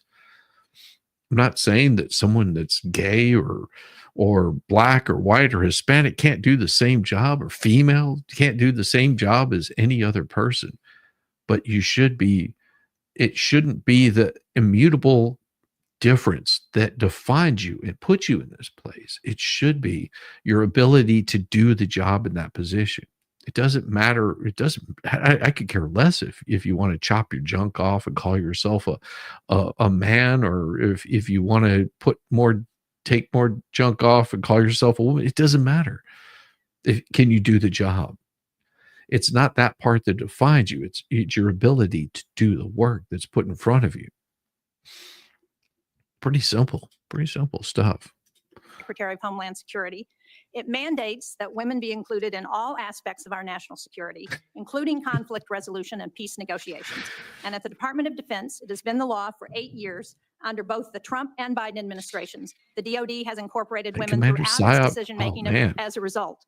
Every single combatant commander across 2 administrations Salute to you, has brother. told this committee that this law and its implementation at the Department of Defense provides them a strategic advantage operationally. Based on your comments, it appears that the example that you would like to set, not only for women in this country, but for women across the globe, 50% of the world's population, as the prospective nominee to lead the most combat credible military in the entire world, is that women But right now it's not. We're not the most combat ready right now. Because of diversity, equity, inclusion, we've actually dropped down as far as the level of military strength and power. And he knows this. She knows this. should not have an equal opportunity in our military. So will you commit to preserving the women, peace, and security law at DOD and including in your budget the requisite funding to continue to restore and resource these programs throughout the DOD? Senator, I will Hey, commit Rogue to Mama. reviewing that Good program to see you. and ensuring it aligns with America First national security priorities, meritocracy, lethality, and readiness. And if it advances American interests, it's something we would advance. If it doesn't, it's something we Well, would look at. since former President Trump Oh. signed the law, I hope that he agrees with you. Thank you, Senator Shaheen. At this point, I would ask unanimous consent to enter into the record 5 letters of support from female service members and combat veterans who support Mr. Hegseth's nomination. These women represent diverse viewpoints, from a retired colonel with over 25 years of service to an active duty Navy surface warfare commander to a senior airman. They support Mr. Hegseth and comment on his focus on merit, warfighting readiness, military training status, and the warrior ethos. So without objection, it will be entered into the record. And now I'm honored to recognize Senator Cotton for 7 minutes. Mr. Hegseth, let's continue on this line of questioning about what's sometimes referred to as women in combat. I think that phrase is something of a misnomer. Welcome. Many members of this committee Thank you, Kathy. Good to have served see in you. combat in the last 25 years, to include women and men. I'm sure all those men served with women, whether they were military police officers or they were pilots or whether they were intelligence analysts or medics or what have you. You served. I assume you served with women who were on the front lines as well. Is that correct? Yes, sir. And were those women anything other than skilled, brave, and honorable in their service? They were some of the best soldiers I worked with. So women have been serving in combat for a long time. Women have even been serving in combat units like infantry battalions for a long time, in roles like medics or mechanics or what have you. So what we're talking about here specifically is women in ground combat roles in jobs like infantrymen or artillerymen or special forces. Until about 10 years ago, that wasn't the case. Under Secretary Panetta, those roles were opened up to women to serve in. Has President Trump indicated at all that he plans to rescind or alter that guidance? You're correct to point out, It's Senator, going to that hurt all these the are vets, no decisions matter that the Commander race, in Chief creed, will or have the gender. prerogative to make. We'll see. It's not indicated to me that he has plans to change whether or not women would have access to these roles. However, I would point out, ensuring that standards are equal and high is of importance to him and great importance to me. Because in those ground combat roles, Love that. what is true is that the weight of the ruck on your back doesn't change. Well, and you also have to understand that one of my top mods over here, and she's taking a little bit of time off. The Iron Rabbit is a Vietnam vet. Okay, and whenever I say she is a Vietnam vet, she's the real deal. Okay, so whenever I hear these people talking about, well, women can't do that job. No, she was a damn Vietnam vet. She went in at a very young age too. I mean, she's the real deal. I mean, that's why I don't let people mess with Iron Rabbit. You know, and not only that, she's also like a grandmother. It wouldn't be a surprise if she's getting close to being a great grandmother as long as she's been around. She's an absolute sweetheart too. Don't cross her path though; she'll cut you. You served from 74 to 96. Awesome. Yeah, I served from 1986 to 1990. That's whenever I got out. So salute to you, brother. I mean, that my uncle was in for 26 years. My uncle was in for 26 years. He served in the Navy. It was pretty hard for him coming back and doing the civilian thing. Serious. When I say it was hard for him to come back and do the civilian thing, my aunt was like, I don't know if I want to have you around this much. Because he'd be out to sea for months on end, and then he would come back, and it was always just really strained with them. But I mean, they made it work. That's how it goes. Women tend to be nurturing and gentle, but not all the time. Not all the time. Don't, like I said, don't mess with Iron Rabbit. She'll put a hurting on you. The weight of the 155 round that you have to carry doesn't change. The weight of the 240 Bravo machine gun you might have to carry doesn't change. And so whether it's a man or a woman, they have to meet the same high standards. And Senator, in any place where those things have been eroded or in courses, criteria have been changed in order to meet quotas, racial quotas or gender quotas, that is putting a focus on something other than readiness, standards, meritocracy, and lethality. So that's the kind of review I'm talking about, not whether women have access to ground combat. Okay, so thank you. So you expect no change to that guidance, but as you point out, in these specific jobs, there are irreducible Salute physical to him. demands. We expect our intelligence analysts and our mechanics to be physically fit in the military, but it's different when you're in the infantry or the artillery. You just mentioned a few things. Let me point it out. An artillery shell weighs almost 100 pounds. An Abrams tank round weighs around That's 50 right. pounds. The M240 Bravo machine gun with its tripod weighs almost 50 pounds. The average weight of a full kit, ammo, water, commo, body armor for a soldier is over 100 pounds. Nothing you can do can change any of those things, right? That is physical reality. Go ahead. Yes, Senator. And I would say the requirements to handle those things in a ground combat unit, as far as standards, can look different than those of a medic or a drone pilot. And so it's not that it has to be the same standard throughout. It's standards to maximize efficacy of that particular position. Let me read a quote here from one Army officer. While it may be difficult for a 120-pound woman to lift or drag 250 pounds, the Army cannot artificially absolve women of that responsibility. It may still exist on the battlefield. The entire purpose of creating a gender-neutral test was to acknowledge the reality that each job has objective physical standards to which all soldiers should be held, regardless of gender. The intent was not to ensure that women and men will have an equal likelihood of meeting those standards. I assume, based on your testimony, you agree with that Army officer? Absolutely. The standards need to be the same and they need to be high. And they need to be set by the people closest to the problem set, closest to the understanding of what is required by that job. Commanders, commanding officers, and COCOMs and elsewhere who understand the reality of what they face, that's the feedback we should get. That's what should be enshrined and enforced. And no other set of political prerogatives. When I talk about removing politics, ideological or political prerogatives should contribute to those determinations. Nothing other than the execution of the mission. Thank you. For the record, that Army officer was Captain Kristen Griest, the Army's first female infantry officer and one of its first female Ranger School graduates. One final point, you said they need to be objective, gender neutral, and high. That's because the demands are, in fact, very high. The current physical fitness test for the Army has a minimum 2-mile run of 22 miles. Thank you. And I want the reporter to note that I'm putting run in air quotes because 22 miles at 2 miles is not running. It may be jogging. It's probably walking fast. Pretty much. Let's move on. He jokes not. I mean, the military test that I ran, the last run that I did for just basically keeping up my standards, I ran what was it? I ran that in 11 minutes and 40 seconds, and wearing a pair of jump boots. Yeah, that was the last run that I did in the military.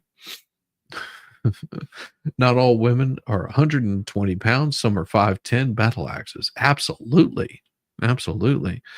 I mean, I've met women that tower over me, and I'm 6 foot. So, I mean, I've met plenty of women that tower over me, and I've seen plenty of women that would easily put a hurting on me. But you know, that's just the way that the human nature is. We're talking about the standards here. Oh, y'all, good to see you. $4.99 with a super sticker, sweetheart. That is so wonderful. Looks like you've got 3 generations of lovely ladies right there. That's what that picture looks like. That looks like 3 generations. There was a time that we were hoping to get 5 generations of females together in my wife's group. That one's right there for you, sweetheart. Congratulations. That's wonderful. You're 6 foot, 180 pounds, and that's after 7 kids. Woo, 7 kids. Wow. Yeah, I don't know. I want to be messing with you. You probably tell me to go sit in a corner somewhere. Like, behave. But could she carry 100 cars while being fired on? Maybe. I mean, I'll tell you, I've seen some women that hell, one of the females that was doing basic training, was it school? It was schooling at the same time I was. She was over 7 foot tall. I mean, she was just She was tall as all get out. Just the sweetest person too. I mean, come on. We've got a big 22 minutes. We've got a big audience here. Many of them seem to be patriotic supporters of you, Mr. Hegseth. Some of them seem to be liberal critics of you. I would note that it's only the liberal critics that have disrupted this hearing, as was my That's custom true. during the Biden administration. I want to give you a chance to respond to what they said about you. I think the first one accused you of being a Christian Zionist. I'm not really sure why that is a bad thing. I'm a Christian. I'm a Zionist. Zionism is that the Jewish people deserve a homeland in the ancient Holy Land where they've lived since the dawn of history. Do you consider yourself a Christian Zionist? Senator, I'm a Christian, and I robustly support the state of Israel and its existential defense, and the way America comes alongside them is a great Thank ally. you. Because another protester, and I think this one was a member of Code Pink, which, by the way, is a Chinese Communist front group these days, said that you support Israel's war in Gaza. I support Israel's existential war in Gaza. I assume, like me and President Trump, you support that war as well, don't you? Senator, I do. I support Israel destroying and killing every last member of Hamas. And the third protester said something like, I'm sorry. It still sounded better 100 times. I'm just saying it sounded so much better. That's why I was laughing. I know you meant 100 yards, but it's still even better that you said 100 times. It made me laugh. I'm sorry. That was awesome. I love it. I love it. Don't feel bad. If you can carry 100 darts, you're good. You're doing pretty good. Oh, my other aunt was 6 foot, 215 pounds. Yeah, she's a cop in her town. Yeah, there's a few on Fulton County's police department I wouldn't want to mess with. I heard sirens. Gotta go back and check it out. Be right back. All right, you be safe. 20 years of genocide. I assume that there are wars in Iraq and Afghanistan. Do you think our troops are committing genocide? Made me laugh so in Iraq and good. Afghanistan? Senator, I do not. I think our troops, as you know, as so many in this committee know, did the best they could with what they have. We're not the outcomes, and tragically, the outcome we saw in Afghanistan under the Biden administration put a stain on that, but it doesn't put a stain on what those men and women did in uniform, as you know full well, Senator. Thank you, Mr. Hegseth. Thank you, Senator Cotton. At this point, I ask unanimous consent to offer to the record a letter submitted by Omar Abbasi, son of former city council president of Samarra, Iraq, who worked with Mr. Hegseth in Iraq. Without objection, that will be entered. Senator Gillibrand. Thank you, Mr. Chairman. Thank you, Mr. Hegseth. I do want to thank you for your service, and I want to thank you for your willingness to serve in this capacity. Thank you, Senator. Oh, I he's have going to many tear her concerns up. about your record, and particularly your public statements, because they gonna are chew her so up. hurtful to the men and women who are currently serving in the U.S. military. Why? Harmful to morale, harmful to good order and discipline. How's that? You are saying that women shouldn't be serving in the military. And I'm going to read you your quotes, because the quotes themselves. That's not what he said. That's not what he said. He's sitting right there. He didn't say that at all. Why did she just bring on this like idea of like the crypt keeper for some reason? Are terrible. You will have to change how you see women to do this job well. And I don't know if you are capable of that. So I want to press on these issues that my colleague Jean Shaheen brought up, because she said it so well. So first of all, you answered your questionnaire. Do you believe that any American who wants to serve their country in the military and can meet objective standards set by the military should be allowed to serve without limitation? You've said yes to that question. Yeah. But then in all of these other circumstances, you've denigrated active duty service members. We have hundreds of women who are currently in the infantry, lethal members of our military serving in the infantry, but you degrade them. You say, we need moms, but not in the military, especially in combat units. So. Well, I mean, I would agree with that there. You don't need a mom fighting in the military. I mean, I'm just trying. I mean, she'd be lethal. That's for sure. That'd be certain. Could you imagine a pregnant lady running out there in the military? She'd be so damn angry. She'd be like, listen, I am carrying a child. I am 6 months pregnant. I want to kill everybody. Yeah, she would be absolutely lethal. I don't want to mess with her. You see a whole bunch of pregnant women come running at you with machine guns. You might want to run. You just might want to run, because they're not having a good day at all. If Gilbrand was related to LMPR, she looks like her. Oh yeah. Yeah, if you want to serve in the military, it's not supposed to be about gender. Exactly. Exactly. It's not. I mean, one of the first things that they taught us whenever we went in the military, it wasn't really that they taught you, they just reinforced it. It said, you're not, what, because the first thing they came through going, oh, what's your MOS? What's your MOS? And all these guys were like, oh, I'm infantry. Oh, I'm a mechanic. That's what I was. I was a 63 Bravo, which doesn't exist anymore, oddly enough. 11 Bravo. They started naming off these different MOSs, and they would go, well, how many black men do we have here today? Raise your hand. These guys start raising their hand. Well, it's pretty obvious that you're black. Okay. And they said, no, you're not. None of you are your MOS. None of you are your color. You all are green. You all bleed the same color blood. You are part of the greatest military force ever created. You are nothing. You're garbage. We are here to destroy you, to bring you down, to show you how worthless that you absolutely are, because we can't work with you if you have some preconceived notion that you're human. They needed fighters. That's what they needed. And 4 years later, well, a little bit over 4 years later, most of those guys were serving in combat roles in the first Gulf War. So keep that in mind. So specific to Senator Cotton's question, because Senator Cotton was giving you layups to differentiate between different types of combat. And specifically, as secretary, would you take any action to reinstitute the combat arms exclusion for female service members, knowing full well you have hundreds of women doing that job right now? And the standards, your 2 mile run, Tom, is about the Army combat fitness test. It is not the requirements. My mom didn't die. My mom died. Bravo, which is the infantry. These are the requirements today for people serving in the industry, men and women. They are gender neutral, and they are very difficult to meet. They have not been reduced in any way. And our combat units, our infantry is lethal. So he's gonna lay into her, because you will be in charge of 3 million personnel. It is a big job. And when you make these public statements, and I get you were not Secretary of Defense then, I get you were on TV, I get you were helping veterans, I get it was a different job. But most recently, you said this in November of 2024, knowing full well you might have been named as Secretary of Defense. I just want to say that I don't like war at all. I absolutely despise it. I think that is one of the most horrendous, horrible things that people would have to go through, fighting a battle for a bunch of politicians. I don't like war. I think it is one of the most vile things that humans do, but it's also necessary.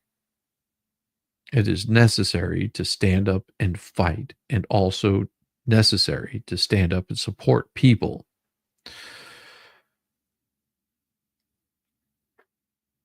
Right now, our country is not in a good fighting position. And I hate saying that.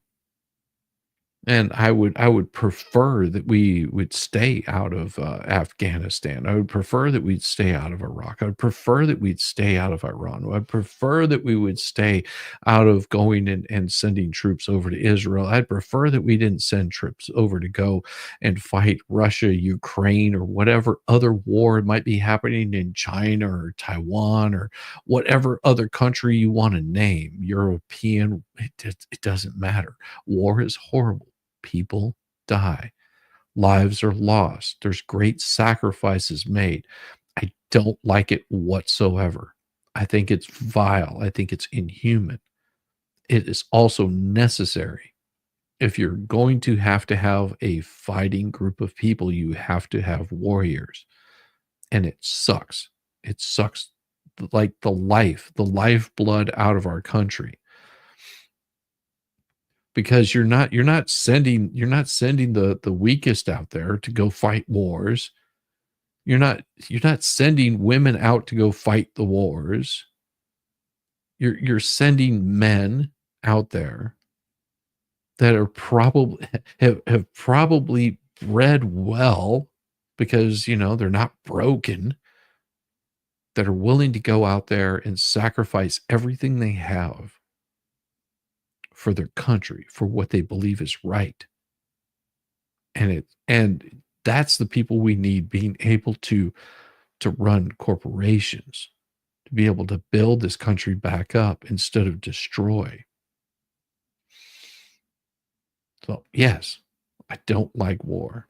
It is still a necessary part of what has to happen, unfortunately. So please explain these types of statements, because they're brutal and they're mean and they disrespect men and women who are willing to die for this country. Well, Senator, I appreciate your comments. And I would point out, I've never disparaged women serving in the military. I respect every single female service member that has put on the uniform, past and present. My critiques, Senator, recently and in the past, and from personal experience, have been instances where I've seen standards lowered. And you mentioned 11 Alpha, 11 Bravo, MOS, places in units. And the book that has been referenced multiple times here, The War on Warriors.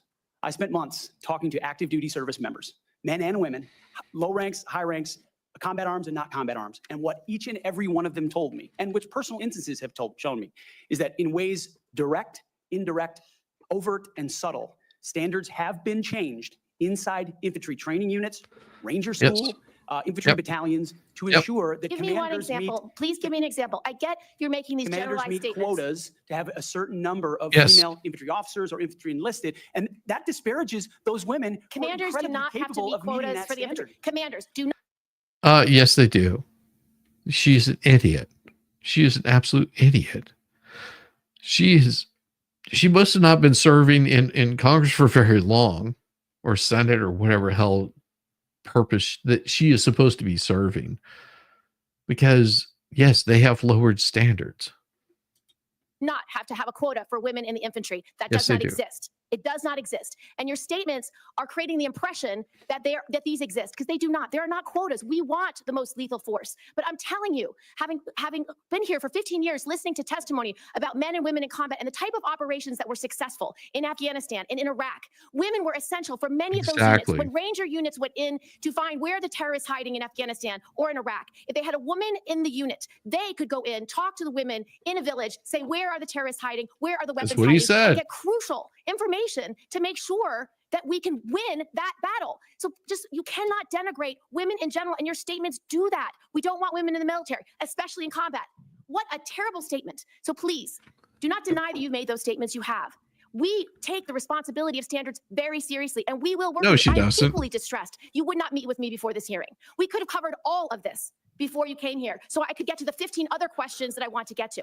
So women, you have denigrated. You have also denigrated members of the LGBTQ community. Did you know that when Don't Ask, Don't Tell was in place, we lost so many crucial personnel, over 1,000 in mission critical areas. We lost 10% of all our foreign language speakers because of a political policy. You said in your statement, you don't want politics in the DOD. Everything you've said in these public statements is politics. I don't want women. I don't want moms. What's wrong with a mom, by the way? Once you have babies, you therefore are no longer able to be lethal. I mean, you're basically saying women, after they have children, can't ever serve in the military in a combat role. It's not what he silly thing to said. say. It's a silly thing to say, beneath the position that you are aspiring to. To denigrate LGBTQ service members is a mistake. If you are a I sharpshooter, agree, you're gal. as lethal, Put on the regardless of what your gender uniform, identity is. get out regardless there of who you love. and jump in. Please know this to be. So I don't see Gildebrand, and this is a very fine point, Gail. I don't see Gail wanting to throw on a uniform and jump in there and throw her hat into going into battle. Even as a young woman, I guarantee you she wouldn't have done that at any point in any time. Yeah, Cheryl is an instigating troll. Cheryl, there was stuff like this in video back in 2013, 2014. I'm sure there was. To be a true statement. So you say it was a political thing. You say it undermined us, social engineering. I don't know why someone having to publicly say or not publicly say who they love is social engineering. I think having that policy in the first place was because it doesn't matter. The military doesn't care who you want to have sex with. It doesn't matter. But whenever you make it a big deal, then all of a sudden it becomes something that has to be addressed. Okay? It's something that has to be addressed. Yeah, this woman is very annoying. Because here's the problem. She doesn't understand the difference between military and civilian. She can't differentiate that there is a culture that you have to establish in the military that separates itself from civilian life. This is the reason that men that have gone and served, even women that have gone and served on the front lines, have a hard time coming back to civilian life, because it's a different role you play. You don't know where you fit in. You go in the military, you know exactly the position that you fill. You know the spot that you need to be. You know your position. You know the people that have your back. You know exactly what's going to happen from day to day. As humdrum as it may sound, you know exactly the role you play. You come out in civilian life, and it's completely different. You don't know the role you play. You don't know where you fit in. You feel completely secluded, left out, because you don't have a mission. And this is why it's so important that veterans get the kind of support they need whenever they get out of the military, so that they can find that position that they need to be in. Yeah, exactly, Gail. You're absolutely right. You're 69 years old. You've heard this crap all your life. And it doesn't change from administration to administration. It was highly problematic. And as you said in your statement, do you agree anybody should be able to serve in the military if they meet the standards? Senator, as the president has stated, I don't disagree with the overturn of Don't Ask, Don't Tell. Great, because I don't want you thinking, can't serve if you're a mom, can't serve if you're LGBTQ, and then last, can't serve if you're a leftist. The statements you said about people who have views differently than you, that we're the enemy. Are you saying that 50% of the DOD, if they hold liberal views or leftist views or are Democrats, are not welcome in the military? Are you saying that? No, that's not what Senator, he said. I volunteered to deploy to Afghanistan under Democrat President Barack Obama. I also volunteered to guard the inauguration of Joe Biden, but was denied the opportunity to serve because I was identified as an extremist by my own unit for a Christian tattoo. Thank you very much. Senator Gillibrand. There you go. You held up Slap her down. And referred to it during your questioning. Would you like that entered into the record? Okay, yeah, okay, we'll delete. We'll submit a clean clean it up. copy. Without objection, that will be admitted at the point of your question. And I would like to enter into the record at this point a letter of support from retired Air Force Colonel Melissa Cunningham. Colonel Cunningham supports Mr. Hegseth and mentions his warrior ethos, combat effectiveness, and maintaining military. Thank you. I training standards. appreciate So without you. objection, both of those will be admitted, and I now recognize Senator Rounds. Thank you, Mr. Chairman. First of all, good morning. I'd like to thank you for your service to our nation in uniform, and also your work on behalf of your fellow veterans, and for your willingness to enter into this maelstrom of public service. I think the presence of so many veterans who have showed up to support you speaks volumes. I also want to recognize your family service and sacrifice. You know as well as anyone that it's not just the man that enters the arena, but it's the entire family who also works their way through this process as well. I appreciated our meeting with you and with your wife, Jennifer. Oh yeah, that's one. Yeah, that's awful. They denied him for a Christian tattoo. Yeah, they tried to say that he had a tattoo that was supposed to be a Yahtzee, I guess is the best way you could put that. And whenever it was explained that no, that's actually a Christian tattoo, they shut up real quick about that. I never served, but I'm a daughter of a Marine. I have nothing but love and respect for our servicemen and servicewomen, both vets, active duty. Thank you for your service. Absolutely. I know women who are tough as nails, but not all women are suited for the same position. Exactly. It should not be about equality. It should be about who is the best for the task at hand. And that has been the point all along. That is the point that he was making. Let's put the Democrats in there for sure.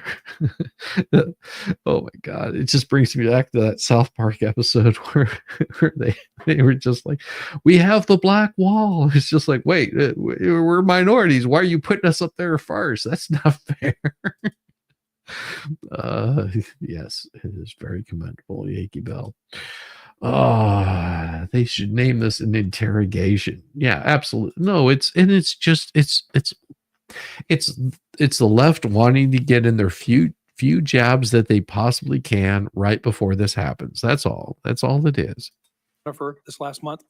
I thought that we had an excellent conversation, and I appreciate your statement and your answers to the advanced policy questions. I've got to especially your grab some desire to water. bring I'll a be right renewed back. focus So if I on don't warfighting respond, it's modalities because I'm getting back water. to the Pentagon. I also respect and I appreciate my friend and colleague, Senator Gillibrand, and some of her questions. And I know that she had a number of them in there. You had an opportunity to respond very briefly. Were there any other responses that you would like to make or clarifications that you would like to make before I move on to my questions? Senator, thank you very much for the opportunity to meet and for the question. I would also acknowledge you were mentioning female engagement teams, which have shown a great deal of success on the battlefield. It would be and universally acknowledged as such. I've been in Iraqi homes where the language and gender barrier was real, and the ability to have someone there to help in that process would be a massive accelerant in mission success. So I recognize that reality. I also recognize that female engagement teams assigned to a SEAL team or a Green Beret team meet different standards also, which is okay because of the duty positions involved in that job. As far as politics, Senator, it has been the joy of my life to lead men and women in military outfits. When you're in combat or in training, there's a lot of conversations that happen. And you start to realize that a lot of people you're serving with share your political ideas or they don't. You find out there's Republicans, there's Democrats, there's Libertarians, there's Independents, there's Vegetarians, everything in between. None of that matters. Vegetarians. It never mattered in how I led men and women, how I interacted with them, what missions we undertook. Politics has nothing to do with the battlefield, which is why President Trump has asked me to say, let's make sure all of that comes out. This is about warfighting capability, setting standards high, and making sure we give our boys, our men and women, everything they need to be successful on the battlefield. So politics can play no part in that, and I look forward to infusing that, as we always have inside our units. I appreciate you making that very clear. And one of the areas that we want to do our best is to provide for the equipment and the technical capabilities so that no young man or woman enters into a battle as a fair fight, and that they always have the advantage. Those are the types of questions that I'd like to get into right now. And I want to start by talking about something that sometimes gets a little bit into the weeds, but I think it's critical. Mr. Hegseth, from what I've heard from 24 senior DOD officials in hearings over the last 2 years, including the Secretary of Defense, every service chief, and 8 combatant commanders, is that sharing the portion of the spectrum, and this is in the weeds, I know, but I'm going to ask you to get it on the record, the 3.1 to 3.5 gigahertz band would have extremely serious consequences and very costly consequences on our warfighting capabilities. In fact, the Department of the Navy alone has estimated that relocating their systems to a different part of the spectrum band would cost them $250 billion. That's just for the destroyers that defend our coasts with the radars that they have in them. If confirmed, what will you do to make sure that the Department of Defense can maintain its access to and the use and to be able to maneuver within the electromagnetic spectrum at home and abroad? And would you be willing to literally go to the mat with the interagency to protect warfighter requirements for the use of the spectrum? Well, Senator, thank you for the question. And my job, in part, will be to go to the mat when necessary for things I believe are an absolute requirement for the Department of Defense and the men and women in uniform. There's no doubt about that. In this particular case, as far as spectrum, I look forward, as I've said before, getting a full class, because this issue has come up a number of times in meetings. It's critically important with how our warfighters communicate across all services. So I'm going to get a classified briefing immediately about how it would impact the spectrum if it were to allow other companies or it to be Rest assured, China would love to have our ability to use that part of the spectrum restricted. They would love that. Absolutely right. And so I will go in with eyes only toward ensuring we have the capabilities we need and there's no disruption when I take that brief. Thank you. In your advanced policy questions, you recognize a cooperative approach by China, Russia, Iran, and North Korea to undermine U.S. influence around the world. As you point out, aggression by any one actor would be an opportunity for others to engage. Well, it may seem like that, Cheryl, but it's not that they're deciding war. They're deciding where we're going to have military capabilities. And he would be in charge of that. That's why this is such an important decision. East Texas Cowboy, you can fix her. I don't know about that. There's not a whole lot of fixing her. Good to see you, Jay Levy. Good to see you. The U.S. on multiple fronts along the continuum of the conflict. As we discussed in my office, neither of us wants to send our troops into a fair fight. We want to make sure that they have every advantage that the United States can give them, and that requires resources and reforms. Given the growing potential of a multi-theater conflict involving near-peer adversaries, What steps would you take to prepare the Department of Defense to simultaneously execute and sustain operations across multiple regions while maintaining readiness and deterrence globally? And I just have to make note, and I want to make it clear, we have language in this year's fiscal year 2025 National Defense Authorization Act calling for a review of the department's operational But we plans. don't. And That's the I just problem, want to make sure Cheryl. We you- don't. that you're aware of that, and that we will have, if we have a fight with one, chances are very good that we're going to have two battles or two different battlegrounds at the same time. Senator, which is why I believe our country's incredibly fortunate to have a new commander in chief. That would be in the Donald hope. Trump, who through the strategic approach he has taken with allies and against foes has prevented wars and is determined to do the same. That's our chief job, is deter and prevent wars. My job, should I right. be confirmed at the Secretary of Defense, is to ensure we have the right prioritization of assets and strategy, and then the tools in the toolbox necessary, the pointiest possible spear for President Trump to wield if necessary as the last resort. So President Trump at the helm, I think, will go a long way in making sure our enemies know there's a new sheriff in town. Thank you, Mr. I Chairman. like it. I like it, Lori. And thank you very much, Senator Blumenthal. Yep. That is Thanks, Mr. absolutely Chairman. right. Peace Thank you through for having this strength. hearing. Thank you for being here. Oh, Mr. Hegseth, Blumenthal, and what a I want to join in moron this guy expressing is. appreciation and respect for your service to our country. But and you don't have any thanks to all respect for the veterans who are military. here today, and thank you for your service as the ranking member of the Veterans Affairs Committee. I hope we can focus on doing better for our veterans and doing better That's right. in Letterman management did of give him the vote. the Department of Defense. There's always room for improvement. I think what we need in that position is not just better, but the best in financial management, because those decisions are life and death decisions affecting the 3.4 million Americans who serve our national security and our national defense and put their lives on the line. I want to talk about financial mismanagement at the two organizations that you headed, which are the only test of your financial management. Blumenthal, you're a moron. So you're saying that he's going to mismanage what they've already screwed up and mismanaged for the past, I don't know, what, 20 years, 30 years? Hell, before I even was in the military, they couldn't manage money properly. Management that we have before this committee, the Veterans for Freedom and Concerned Veterans for America. You took over the Veterans for Freedom in 2007. So too. In 2008, you raised $8.7 million, but spent more than $9 million, creating a deficit. By January 2009, you told donors that the organization had less than $1,000 in the bank and debts of $434,000. By 2010, revenue at the Veterans for Freedom had dropped to about $265,000. In the next year, it had dropped further to $22,000. You don't dispute these numbers, do you? Senator, I'm extremely proud of the work me and my fellow vets did at Vets for Freedom. A bunch of young vets with no political experience, a small group, working Well, hard I every apologize single for day. interrupting. We raise donor funds. Thank you for And, service. and we have letters submitted for the Again. record from almost everyone that worked with me every single day, including our chief operating officer, who will attest that every dollar we raised was used intentionally Yes. toward the execution of our mission, which is supporting the warfighters. Exactly why we're here today, the warfighters in the Iraq surge. There was a campaign in 2008, Senator. It was Barack Obama if I versus can John just McCain. ask you We another believe question, John McCain would be the right because I person to have win, and so we the spent tax more. returns from that organization. I'm glad they're which for the record. I am going to ask to be entered into the record, Mr. Chairman. Well, please do. Without objection. These tax returns are yours. They have your signature. Yep. And I'm going to ask that members of the committee review them because they're the only documents. I've asked for others. I've asked for the FBI report that would presumably document, it should have documented this kind of financial mismanagement.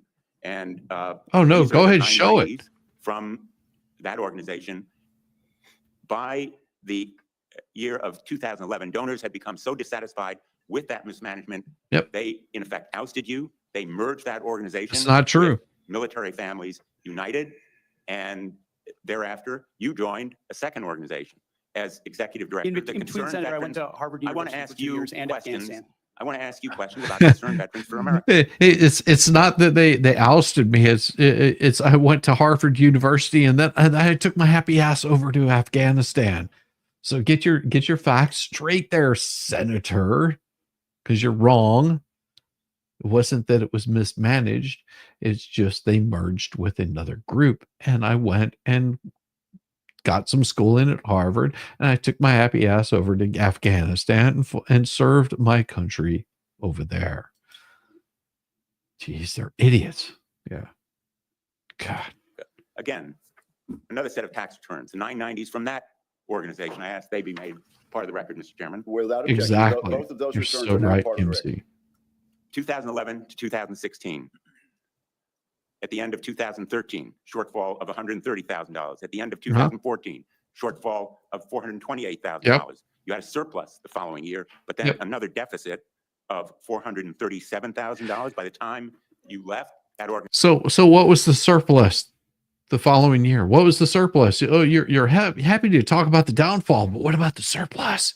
How was the surplus? Was it good? It was glorious, wasn't it? I bet it was beautiful. Organization had deep debts, including Yes, credit he card is. transaction debts of about $75,000. That isn't the kind of fiscal management we want. $70,000? We can't tolerate it at the department. Well, so tell me, Senator, what about the financial mismanagement of your state? What about the financial mismanagement of Congress? What about the financial mismanagement of the Senate or the United Nations? Or hell, why don't we just talk about the United States in general? What's our deficit now under your rule that you've been there for how long, Senator Blumenthal? How long have you been screwing the American people out of money? You want to talk about financial mismanagement? Well, it seems like you're just doing wonderful at it. So how much money did you make off of getting down on your hands and knees, and slobbing on the knob of big tech right there, huh, Blumenthal? How much money did you get for all those little stock trades that you might have been making while you were passing rules and regulations? How much money did you make, Blumenthal? Why don't we ask your good senator over there? What was her name? Nancy Pelosi. How much money has she made since she's been in Congress, huh? Hasn't it been in the millions?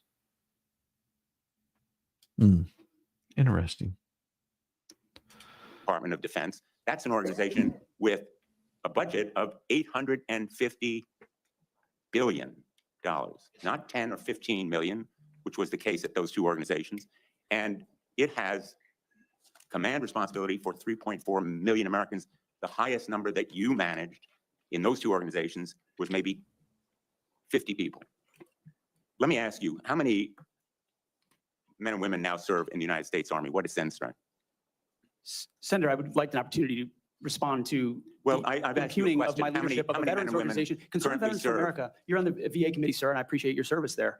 The VA Accountability Act and the Mission Act were all brainchilds of Concerned Veterans for America. We used our donor money very intentionally and focused to create policy that bettered the lives of veterans. Mr. Hegseth, I'm asking you a very simple question.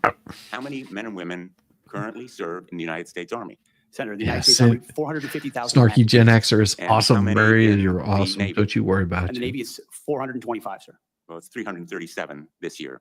How many in the Marine Corps? 175,000, sir. 172,300. Those numbers dwarf any experience you had by many multiples. I don't believe that you can tell this committee or the people of America that you are qualified to lead them. I would support you as No, you wouldn't. spokesperson. Blumenthal, you wouldn't support anybody that was, communication skills. left of center. But I believe that we are entitled to the facts here. I've asked for more documents. I assume you'd be willing to submit to an expanded FBI background check that interviews your colleagues, accountants, ex-wives, former spouses, sexual assault survivors, and others, and enable them to come forward. Senator, I'm not in charge of FBI background checks. But you would submit to it and support it. I'm not in charge of FBI background checks. Thank you, Senator Blumenthal. Blumenthal, you're an a letter idiot. from Captain Wade Zirkle, the founder of Vets for Freedom and the person who hired Pete Hegseth to run the organization. Although the 2008 financial crisis dried up fundraising for nonprofits, Captain Zirkle says, and I quote, "Pete responded to this crisis with decisive action by reducing staff and renegotiating all debts with creditors until they were fairly resolved, an impressive feat and a testament to Pete's character." Pete departed VFF in 10 Slap departed down. on a new role with Concerned Veterans for America. Pete departed on good terms. Without objection, that will be added to the record. So basically, because we had a financial downfall, and Pete ended up managing to square everything up and everyone got paid. Isn't that amazing? Everybody was well taken care of. All their debts were solidified. Huh. I guess that sort of shoots you in the foot there, Blumenthal, doesn't it? Senator Ernst, you're recognized for Yes. 7 minutes. Thank you, Mr. Chair. And I ask unanimous consent to enter into the record a letter submitted by Mr. Mark Lucas, who is a fellow Iowan and Iowa Army National Guard member. There you go. I love to hear that. Lorraine Lamar.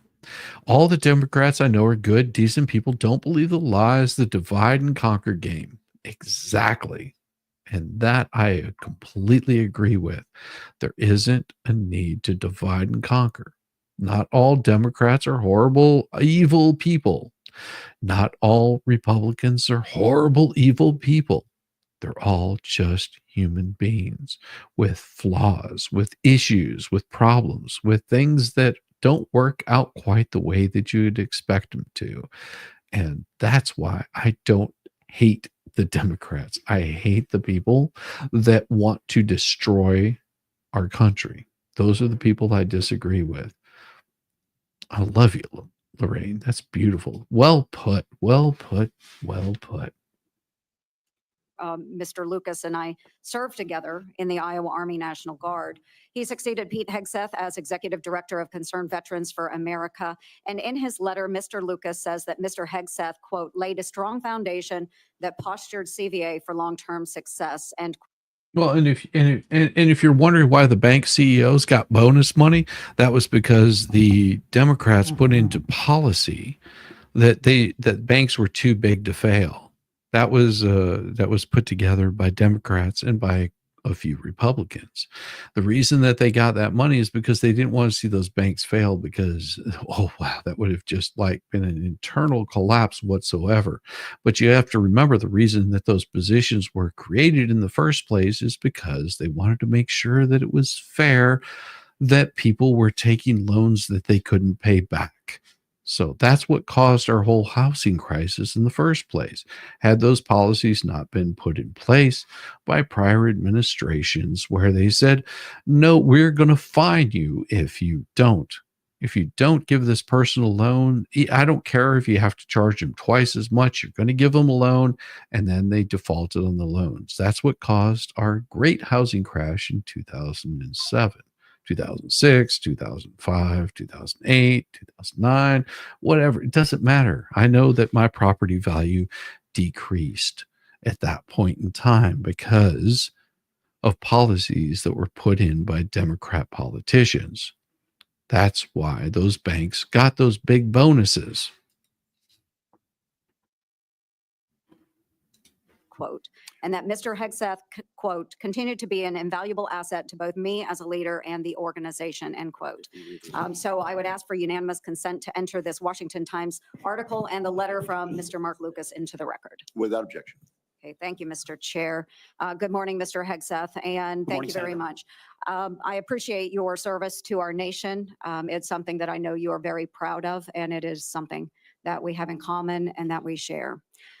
You and I have had many productive conversations. And just for our audience, we have had very frank conversations. Is that correct, Mr. Hegseth? Senator, that is a correct characterization. You know that I don't keep anything hidden, pull no punches. My colleagues know that as well. So I do appreciate you sitting down and allowing me the opportunity to question you thoroughly on those issues that are of great. I mean, I'm sorry. I just have to say, it looks like she's got her face in a toilet bowl with her hair that loops all the way around and touches ends to each other. I just noticed that. I don't care. I'm just noticing things that stick out in my mind. It looks like she's got like a toilet bowl ring around her face. I'm sorry. That's just so bad. Great importance to me. Just to recap those issues, 3 that are very important. One is the DOD and making sure that we have a clean audit. The second is women in combat, and we'll talk a little. Yes. Could you imagine if they bailed out the American people instead of the banks so that the American people could have paid off the debts to the banks, thus in a roundabout way of bailing out the banks? Exactly. Exactly. Without keeping the American people in debt. No, it was about keeping the American people in debt. That's the thing. I'm sorry. I just noticed something back here. This guy right here. I'm sorry. It looks like he's just laid back going, oh, why am I here? I'm taking selfies of myself. I'm sorry. I just noticed that. But I'm telling you, this right here, I mean, her hair is touching itself. I don't care, it's just A humorous little bit more about that in a moment. And the third Yes, was thank you. maintaining high standards and making sure that we are combating sexual assault in the military. Okay, so Mr. Hegseth, I'm going to address the issue because this will tie into some of the financial concerns that have been raised here as well. And it's why, I, trusting my fellow Iowan, asked for unanimous consent of his letter to go into the record. But like me, a lot of Iowans are really, really concerned and upset about the wasteful Washington spending and of course in our Pentagon. It's an issue that I have been combating for years. Has been So going there's on for significant room for greater efficiency and cost cutting within the department. well, sweetheart, that kind of money spending has been going on long before you ever joined in the military, I'm sure. Government waste is a big thing. And that's one of the things that I really want to hold Trump's feet to the fire on. Like, cut the government waste, cut the government spending on bullshit that we don't need to have going on. I would love nothing more than to go, you know what? We're not in deficit anymore. We're actually square. We're actually square. That's what I would like to see, because I don't think the government should ever be in the process of making money, because our money should equal the amount of spending that is going on. If you can't equal the amount of spending, it's just like balancing your own checkbook whenever you're at home. Of course, people, I guess, have forgotten how to do that in this day and age. They don't understand what it means to go, let's see, I have X amount of dollars. We'll just say $100. I have $100 to make it through the week. And I need to make sure that at the end of the month, that my $200 of money needs to be spent on paying rent, mortgage, whatever it might be. So I have to have $200. That means that half of the money that I make needs to actually feed me, clothe me, and make sure that I have, all of the necessities that I need. I'm just keeping these low numbers because big numbers aren't going to change the fact of looking and saying, this is how much I'm at the end of the month I'm going to have to pay. This is no matter what, for a roof over my head, this is how much I have to pay. And America has forgotten this because they've gotten into this, oh, I'll just spend it and pay it off later idea of running their lives. This is why this is one of the ways that I have hated big banks so much, because they tell people, no, go ahead, put it on your credit card. That's fine. Do you realize how much money you spend in interest on just a credit card? The amount of interest that you pay on a credit card. If we went back to just a cash system, you would even be better. If everything was on the gold standard, you'd be much better off. But it's gotten and this is why they created Bitcoin in the first place, is because of the housing market crash in the 2000s. They don't understand that that's why this Natashi Yakamoto, whatever, created Bitcoin. Was just like, I want to create something to replace the dollar, because everybody has screwed this thing over so much. They forget about, World War II. They forget about World War I. They forget about these countries that were rolling wheelbarrows full of money just to buy a damn loaf of bread. They forget that fact. That whenever you print all of this and inflation skyrockets, which it's been doing for the past 4 years, it has gotten so out of hand. Hell, I just was in the grocery store today to go pick up some food for the rest of the week.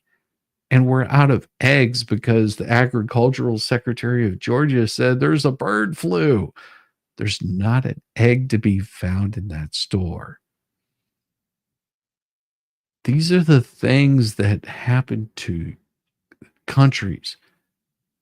These are things that happen to communities. They happen to you. They happen to me. They happen to everyone. It just takes us down a notch. Department. And the DOD is the only federal agency that has never passed an audit. As the Senate Doge Caucus chair and founder, that's unacceptable to me, and it should be unacceptable to you as well. So I appreciate that you mentioned that in your opening statement. What are those steps that you will take to ensuring the Pentagon has a clean audit by the year 2028? Senator, I appreciate your work on this topic, which you've been involved in for a long time. You mentioned Concerned Veterans for America. I just want to clarify. We have very generous donors who set a very clear budget that we stuck to every single year. So the latitude there was restricted, and we worked very hard and diligently inside it. You've also been a leader on the Pentagon audit for a very long time. I think when we met, Senator, I said 2014 was the first year.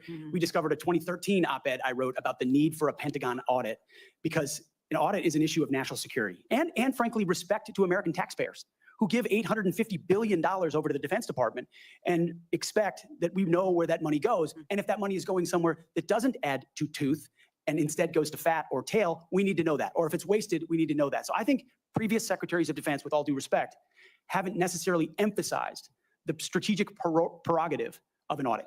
And myself, my deputy SecDef, and others already know that a Pentagon audit will be the comptroller, others central to ensuring we find those dollars. Trust me, I know, Natalie. Legally under it's the law inside the ridiculous. Pentagon. So you have my word; it will be a priority. Okay, thank you. They took away my eggs. You know what that means? That I can't make cornbread this week. This next week, I have to go without bread. You're out of here, brother. Why are you heading out? Why are you heading out? I hope you're doing well. Good to see you, man. Good to see you, expert. I hope you're doing well. I hope that things are going smoothly for you. And I'm looking forward to tomorrow night. Oh, by the way, yes, tomorrow night we'll be hanging out over on the experts. It's going to be a sexy time. Sexy time. It's going to be beautiful. If you haven't checked out the expert, you've been in bed with you most of the night. Damn. I'm feeling turned on now. Do I need to show that commercial again? I'm telling you, that's maybe what I need to do. Brother, reach out. We need to talk. We need to talk. I came up with some pretty cool stuff I want to show you. Yes, Mary Maldonado, night expert. Yeah, he ain't going to bed. He's just going to be just chilling out, listening to it. He's going to be listening to all of this rhetoric. Thank you. Okay, moving on to women in combat. And I had the privilege of serving in uniform for over 23 years between our Army Reserves and our Iowa Army National Guard. Did serve in Kuwait and missions in Iraq. And so it is incredibly important that I stress, and I hope that if confirmed, you continue to stress that every man and woman has opportunity to serve their country in uniform and do so at any level, as long as they are meeting the standards that are set forward. And we talked about that in my office. I do believe in high standards. Now, I was denied the opportunity to serve in any combat role because I have a lot of gray hair. And the policy has changed since then, okay? So I've been around for quite a while. But for the young women that are out there now and can meet those standards, and again, I'll emphasize they should be very, very high standards. They must physically be able to achieve those standards so that they can complete their mission. But I want to know, again, let's make it very clear for everyone here today. As Secretary of Defense, will you support women continuing to have the opportunity to serve in combat roles? Senator, first of all, thank you for your service, as we discussed extensively as It's well. my privilege. And my answer is yes, exactly the way that you caveated it. Yes, women will have access to ground combat roles, given the standards remain high, and we'll have a review to ensure the standards have not been eroded in any one of these cases. That'll be part of one of the first things we do at the Pentagon, is reviewing that in a gender neutral way, the standards, ensuring readiness and meritocracy is front and center. But absolutely, it would be the privilege of a lifetime to, if confirmed, awesome. to be the Secretary of Defense for all men and Exactly. women in uniform who fight so heroic. They have so many other options. They decide to put their right hand up for our country, and it would be an honor to have a chance to lead them. Thank you. And just very briefly, we only have less than a minute left, but we have also discussed this in my office. A priority of mine has been combating sexual assault in the military and making sure that all of our service members are treated with dignity and respect. This has been so important. Senator Gillibrand and I have worked on this, and we were able to get changes made to the Uniform Code of Military Justice to make sure that we have improvements and on how we address the tragic and life-altering issues of rape, sexual assault. It will demand time and attention from the Pentagon under your watch if you are confirmed. So it's I don't know. They were pretty harsh when I was going through my MOS training. There was a first sergeant that, because the way the barracks were set up is all the females were on the first floor, all the males were on the second and third floor. And there was a first sergeant that was making suggestions to the female military personnel that he would give them off base passes if they would just meet up with him. And about 7 females stepped forward and mentioned this. Not only did they arrest him, but they pulled him out in front of an entire battalion, ripped him of his rank, just completely ripped his rank off of his uniform before they arrested him. And that is the kind of military that I joined. There was no tolerance for that kind of behavior. None whatsoever. Secretary of Defense, will you appoint a senior level official dedicated to sexual assault prevention and response? Senator, as we have discussed, yes, I will. Okay, and my time has expired. Thank you for your answers. Ours was not. Senator Hirono. Thank you, Mr. Chairman. Mr. Hegseth, welcome. Thank you. I Our am barrack- focused on your our fitness to barracks- serve, including your Our barracks during basic training were separated, but during our schooling, the males and the females were in the same barracks. Yeah, it was actually pretty chill. You know, you had guards that walked the beat every single night. And if you pulled guard duty, that shit would happen. And such as the Iran, South Africa's, exactly. Thanks, Levy. That's completely right. Oof. Why is it being so character difficult? and temperament and your overall qualifications to do the job. And I do appreciate the comments of Ranking Member Reed with his concerns regarding your nomination, because I Oh, share this lady's those such an concerns. idiot. As part of my responsibility as a member of this committee to ensure the fitness of all nominees who come before any of the committees on which I sit, I ask the following 2 initial questions. First, since you became a legal adult, have you ever made unwanted requests for sexual favors or committed any verbal or physical harassment or assault of a sexual nature? No, Senator. Have you ever faced discipline or entered into a settlement relating to this kind of conduct? Senator, I was falsely accused in October of 2017. It was fully investigated, and I was completely cleared. I don't Yep. think completely cleared is accurate, but It was. The fact is that your own lawyer said that you entered into an NDA and paid a person who accused you of raping her a sum of money to make sure that she did not file a complaint. That's not Moving on. true. As secretary, you will be in charge of maintaining good order and discipline by enforcing the Uniform Code of Military Justice, UCMJ. In addition to the sexual assault allegations, and by the way, the answer to my second question should have been yes. I have read multiple reports. No, you can't make up shit as you want to, because the answer was he was completely cleared of all of those accusations. You're indeed 22 years, retired, United States Air Force. Thank you, Sergeant Mom, too. Thank you for your service. Damn it.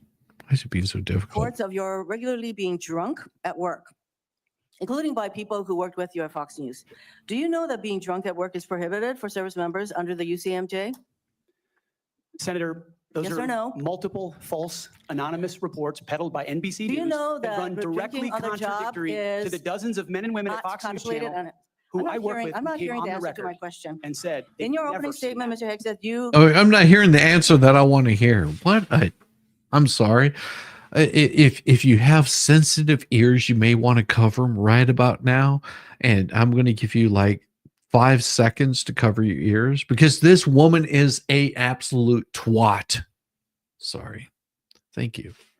commit to holding leaders accountable at all levels. That includes you, of course. And frankly, as secretary, you will be on the job 24/7. You recently promised some of my Republican colleagues that you stopped drinking. Same here, and won't John. drink if Same here. confirmed, correct? Absolutely. Will you resign as Secretary of Defense if you drink on the job, which is a 24/7 position? I've made this commitment on behalf of Will the you men and women I'm resign as serving. Secretary of Defense I've if made this you commitment drink on on the behalf of job? the men and women I'm serving I'm not because it's the hearing- most important I'm deployment not of my hearing an life. answer to my question, so I'm going to move on. I'm gonna have to pull this thing up. It's so hilarious. While you have made that commitment, you will not commit to resigning if you drink on the job. As Secretary of Defense, you will swear an oath to the Constitution and not an oath to any man, woman, or president, correct? Senator, on multiple occasions, including as a young second lieutenant, I have sworn an oath to the Answer is Constitution yes. and I'm proud to do so. Yes, ma'am. In June of 2020, then President Trump directed former Secretary of Defense Mark Esper to shoot protesters in the legs in downtown DC, an order Secretary Esper refused to comply with. Would you carry out such an order from President Trump? Senator, I was in the Washington, D.C. National Guard unit that was in Lafayette Square during those Would you events, carry holding out a an riot order to shield on shoot behalf of my protesters country. in the legs? I saw 50 as Secret Service directed agents to get injured by Secretary Esper? rioters trying to jump over the fence, set Again, the church on fire, and You destroy know a what, that sounds statue. to me that you will Chaos. comply with such an order. You will shoot protesters in the leg. Moving on. President-elect has attacked our allies in recent weeks, refusing to rule out using military force to take over Well, I have a Greenland better one for and you. the Panama Canal. Here we And go.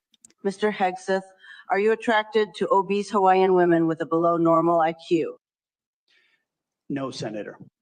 Mr. Hegseth, are you aware that I used the potty all by myself today? No, Senator. Mr. Hegseth, you seem to be pretty fertile. If confirmed, would you commit to putting a baby in me? No, Senator.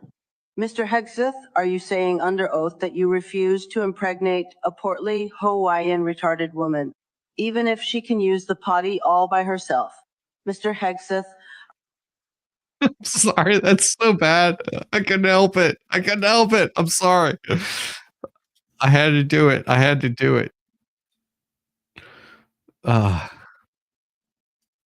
Sorry, I had to do it. reproductive health care, including abortions. Will you maintain this common sense policy? Senator, I've always been personally pro-life. I know President Trump has as well, and we will Sorry, I had review to all do it. policies, but our standard is whatever the president wants on this particular Okay, issue. If you were I still would- awake, President I tells you love that it. This I don't common believe sense the federal- policy will not be maintained. You will not enable our service members to seek reproductive care. So it I sounds don't like to believe the me. federal I'm government not should be hearing funding answers to my questions, travel for Mr. abortion. Chairman. I just want to note that the other area that of serious concern to me is President Trump saying that he wants to use the military to help with mass deportations, which will cost millions of dollars. I know you guys got it. But what that will do to readiness why I is did it. very, very concerning. Mr. Hegseth, I have noticed a disturbing pattern.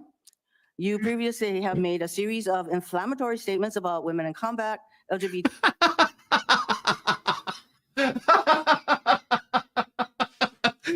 Thank you so much, Emma. Emma, that's the most glorious thing. I'm an Australian. I don't know who this person is, but I don't like her effing attitude. Oh yeah, she's closer to the equator. Maybe that's what makes her so ignorant. I don't know. That's for you right there. We're gonna give you some virgin slot. That's beautiful. Oh, that's so beautiful. It's Australian. I don't know who this asshole is, but this person, I don't like her attitude. You got it so right, Emma. She's got some serious attitude. Oh. I think she wants to kick his butt. No, she just wants to insult. That's all she wants to do. LGBTQ service members, Muslim Americans, and Democrats. Since your nominations, Oh, what an Carter, idiot. you Really, have so walked those back stupid. on TV and interviews, and most recently in your opening statements. You are no longer on Fox and Friends, Mr. Hegseth. If confirmed, Well, no your shit, words, woman. actions, and decisions will have real impacts on national security and our service members' lives. There are close to 3 million personnel in the Department of Defense, $900 billion budget. I hardly think you are prepared to do the job. Thank you, Mr. Senator, Chairman. Thank you. That wasn't a question, Mr. Hegseth. Thank you, Senator Rona. Senator Sullivan. Thank you, Mr. Chairman and Mr. Hegseth. Congratulations on your. I'm sorry. I'm sorry. Watching this guy over here. Oh my God, is so glorious. I'm sorry. I've just got to bring this up because this guy over here, right here, he is laughing his ass off on those stupid asinine questions that she just had to make those statements. He's like, oh, what a Lloyd. Oh, I love it. So glorious. Nomination, and thank you and your family for your service and sacrifice. Thank you, Senator. Now for the most important question you will receive all day. In She's 1935, from before the Congress, Hawaii, the father Jerry. of the That's United why. States Air Force General Billy Mitchell was testifying about a certain place in the world. He said, quote, "I believe that in the future, whoever holds this place will control the world. This location is the most strategic place in the world." What place was Billy Mitchell talking about? And let me give you a hint. It wasn't Greenland. I believe he was talking about the great state of Alaska. He was talking about the great state of Alaska. Great answer. If confirmed, will you commit to come with me to the great state of Alaska and meet our warriors who are on the front lines every day? Senator, I have, and as I mentioned to you in the past, I did a brief training exercise up at Fort Wainwright in a previous part of my military life. I look forward to returning. And I will say, we are on the front lines with this new era of authoritarian aggression awesome. in Alaska. The last 2 years, we've had Chinese and Russian naval task forces, bad. joint strategic bomber task forces in our EEZ, in our ADIZ. And after his election, President Trump put out an extensive statement on Alaska, which included the following statement: "We will ensure Alaska gets even more defense investments as we fully rebuild our military, especially as Russia and China are making menacing moves in the Pacific." Mr. Hegseth, if confirmed, will you work with me, this committee, and the incoming Commander-in-Chief on continuing to build up our military assets and infrastructure? I just want to say that, and in case you guys missed this, is Donald Trump, okay, on his first day coming into office, he signed an executive order opening up ANWR, one of the largest oil reserves that we currently have. Just signed an executive order opening that up, opening up that pipeline. Do you know what that pipeline means to not only America, but to Canada, to Russia, to Ukraine, to the European nation? Do you realize that drilling in ANWR, the amount of black gold that is sitting right there under our feet? It's insane. Just opening it up. Yeah, I'll know the guy for sure. Just Dawn. Yeah, Just Dawn is awesome as all get out. And if you guys don't respect, she will put a curse on you because she doesn't have a soul. A lot of things he is signing. Yeah, a lot of things he's signing. And all of those will be happening very shortly. It's amazing to me that people fail to recognize that whenever he came in, he was going to dismantle all of the shit that's been happening over the past 4 years that has destroyed our economy, shut down people from being able to make a living, shut down commerce, shut down industry, shut down building our country. In the first couple of days that he came in, the amount of legislation that he passed has changed the face of what we're up against. We don't need no stinking mods. Free speech, bitches. I got a badge. You got a badge. We all got badges. We don't need no stinking mods. Free speeches. I love it. Ladies and gentlemen, it has been 2.5 hours. I've been going strong and steady. There will be more of this to come around. I may just finish this off at some point in time very soon. But tonight I'm going to have to cut you guys off. I'm going to say sayonara. We're going to get ourselves a little bit of rest. Tomorrow morning I should be over there with Mo in the deep end, 8 o'clock in the morning. It's going to be a glorious time. We're going to have an absolute blast, I'm telling you. Everybody have a good night. I will see you on the backside of all this shit, and enjoy yourselves, and don't get so bent up in the bullshit, because that's a lot of what this is. It is political bullshit. Don't get tied up in it. Enjoy your life. Enjoy your happiness. Enjoy your happiness. Everybody, I will see you on the backside. Peace, y'all. Have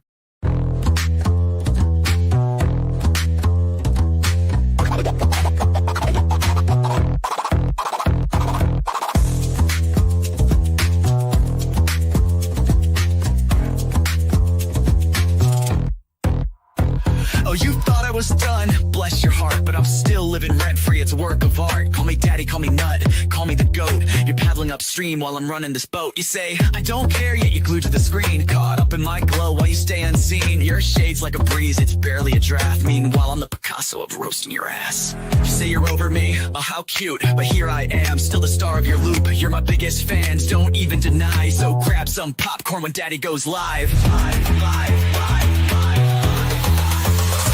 Call me daddy, yeah, shout it loud. King of your thoughts, I'm making you proud. Papa Nut, Shizzy Daddy, headline act. Your background noise, and that's just a fact.